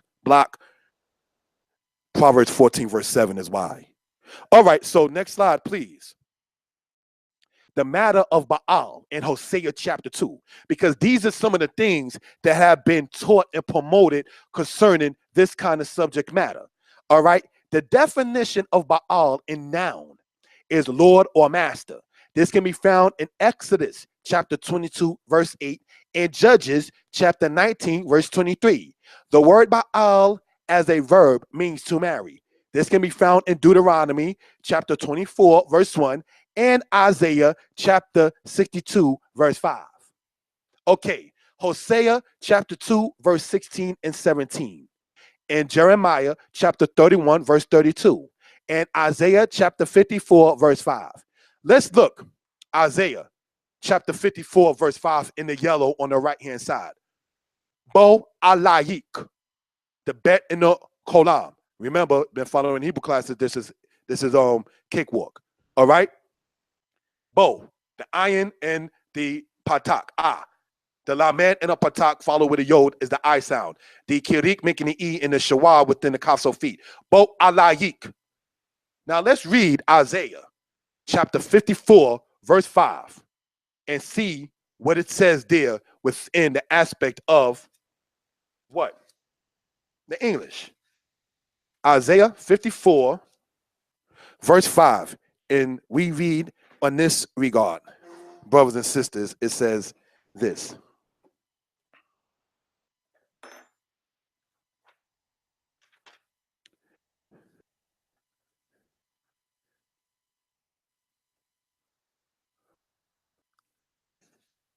The book of Isaiah chapter 54 verse 5 says this. For thy maker is thy husband, the Lord of hosts is his name, and the Holy One of Israel is your Redeemer. The God of the whole earth shall he be called. So, the Holy One of Israel is Yah. So, when it says your maker is your husband, remembering that the verb, V-E-R-B, the verb Baal, means to marry. So when it says Ba'alayik, that's where you get your husband in that regard. As the brother Prince Nathaniel spoke about, Israel is the wife of the Most High. All right? Isaiah chapter 54, verse 1. All right? It says Be'ula. Let's see what the English says in this particular regard. Isaiah chapter 54, verse 1. So we can gain some understanding of what we're talking about in this particular regard. And it says the following. Sing, O barren, thou that didst not bear. Break forth into singing and cry aloud, thou that didst not travail. For more are the children of the desolate than the children of the married wife, saith the Most High. More are the children of the desolate than the children of the married wife. You mean they was making children out of wedlock back then? Baby mamas and so forth? Because it says, more are the children of the desolate than the children of the married wife. That should tell us something about our families. But getting back into this particular regard, Be'ula means married wife. Remember, the verb Ba'al means to marry. Now, let's look at the Hebrew on that other part. And it says this, Ki yib al ba'kur betula. Yib aluk banayik. Thos chatan. Al kala yasis alayik elohayik. All right? This is what we want to point out for edification purposes. When you look at the Hebrew in this particular regard, brothers and sisters, I sat there and made it color-coded so you can see the bet, the ayin, the lamed. The bet, the ayin, the lamed. The bet, the ayin, the lamed. When you look at the top on the Hebrew side, the bet, the ayin, the lamed. Then the second part where it says Isaiah 54 verse 1. The bet, the ayin, which is interrupted partly by the wow and then the lamed. But the root is still Baal, which means to marry. So these are points we just want to make out for edification purposes. Let's go on to the next slide, brothers and sisters. Hosea chapter 2 and Jeremiah chapter 31. And it shall be in that day, saith the Most High, that thou shalt call me Ishi, and thou shalt call me no more Baali. Now, one of the things we want to point out is people who teach that Hebrew has no vowels are saying basically Hebrew with an English mind. By that, I mean this. You will look at where it says I-S-H-I with an English mind and say I shy. And it shall be in that day, saith the Lord, that they shall call me I shy and shall no more call me Baalai. But that's not what the Hebrew says. And so let's go into this particular regard. All right.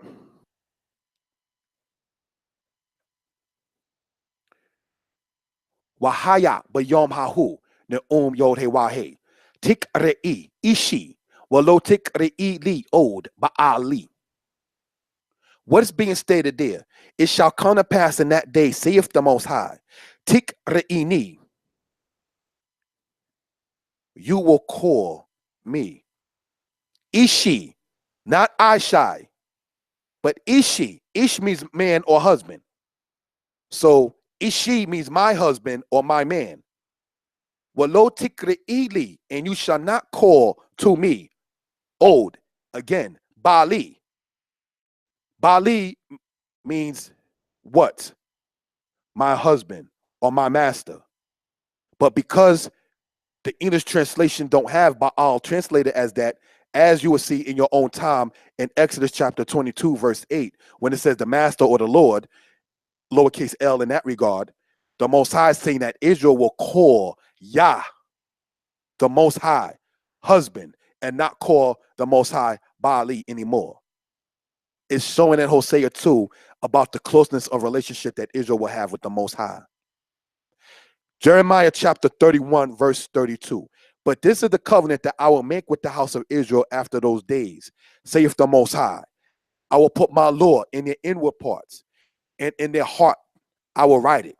And I will be their God, and they shall be my people. The Hebrew says this. Ki zot habrit asher ekrot et bnei Yisrael akarei hayamim hahem ne'um yod hewahe natati et torati b'quir bam al bam ek tabena wahayiti lahem le'elohim wahemachihu li la'am. Now, the parts in the Hebrew that's not in the yellow, that's in the light blue, all right, that you see there are all connected under the same word Hayah. Yod-Heh-Wah-Heh is, Ahayah certainly is. Yod-Heh-Wah-Heh is again. Hayiti means I will be. And I will be when you deal with the wild consecutive in biblical Hebrew. And Yihyu means they will be. If you remember, brothers and sisters, right, this particular part in the future tense, when it says Yihyu, for those already familiar with reading Hebrew, right, it means they will be. So you see that same word for those able to follow along in the Hebrew words. Yihyu also on the right-hand side of the screen there means they will be. And they will be li, to me, la'am. They will be to me a people. So what is the point in this, brothers and sisters? Israel will have the law written within their inward parts. When it says Israel broke the laws of the Most High in Jeremiah 31, it says, although I was a husband unto them. The Hebrew root word that's used in Jeremiah 31, verse 33, in your own time, will show it to be the root word Baal. Baal got the negative connotation simply because people made idols, wooden images, and bowed down to it and called it that. So this is what the Most High is saying. You're not going to call me what you called your idol. So this is what we want to emphasize in that particular regard when you go to Hosea chapter 2. All right. Now, next slide. No disrespect intended. The problem with La Shawan Kwadash, the teaching that Hebrew with vowels is Yiddish is not accurate. As we explained before, Ima is mother in Hebrew and Mutar is mother in Yiddish. A vowel is a sound that is written. All languages have sound, even if there is no written form of that language. There are languages and dialects too that are spoken to this day that have no written form of it. You can't write, like, take certain parts, like in Africa, there's no written form for all African dialects and languages, but they have sounds and vowels when you hear them talking, okay? One should note that is a sound. Thus written, it becomes a vowel. So to say shalom is ancient Hebrew is not accurate. The word for fire offering and woman are spelt the same in Hebrew. We explained this before. This was explained in Hebrew lesson number 23 last year on this channel. Now, Hebrew lesson number 23 of last year, Hebrew lesson number 27 of and all of the Hebrew classes that were done on this channel will be put inside of the description. All right, so you can see more in depth what this is discussing in this regard. Next slide, please. Thank you. The silver scrolls from the era of Josiah. All right.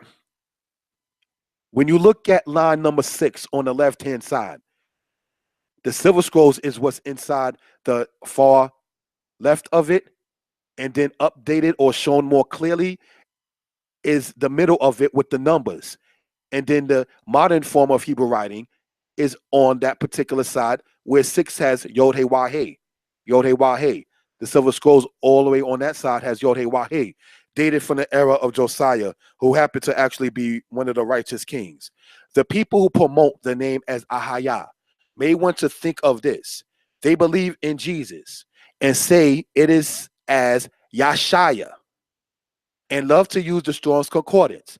Strong's Concordance H3467 states Yasha means in verb save. Who then is the Yah at the end of Yasha? So this is what we want to point out for edification purposes. So when you look, and they always quote the Strong's Concordance, they hold the Strong's Concordance in the same manner and in the same level as the scriptures itself. So if that be the case, let's look at what they're talking about. Because in the Strong's Concordance, H, which means stand for Hebrew, for those who already know the formation of the Strong's Concordance, H3467 said that Yasha means to save. So I'm asking this. If you're saying that the name of Jesus is properly said in Hebrew as Yashaya, and Yasha means to save, who is the Yah at the end of that? See, look, for those who are able to follow along in here, they say it's spelled as this, Yasha, Yah, right?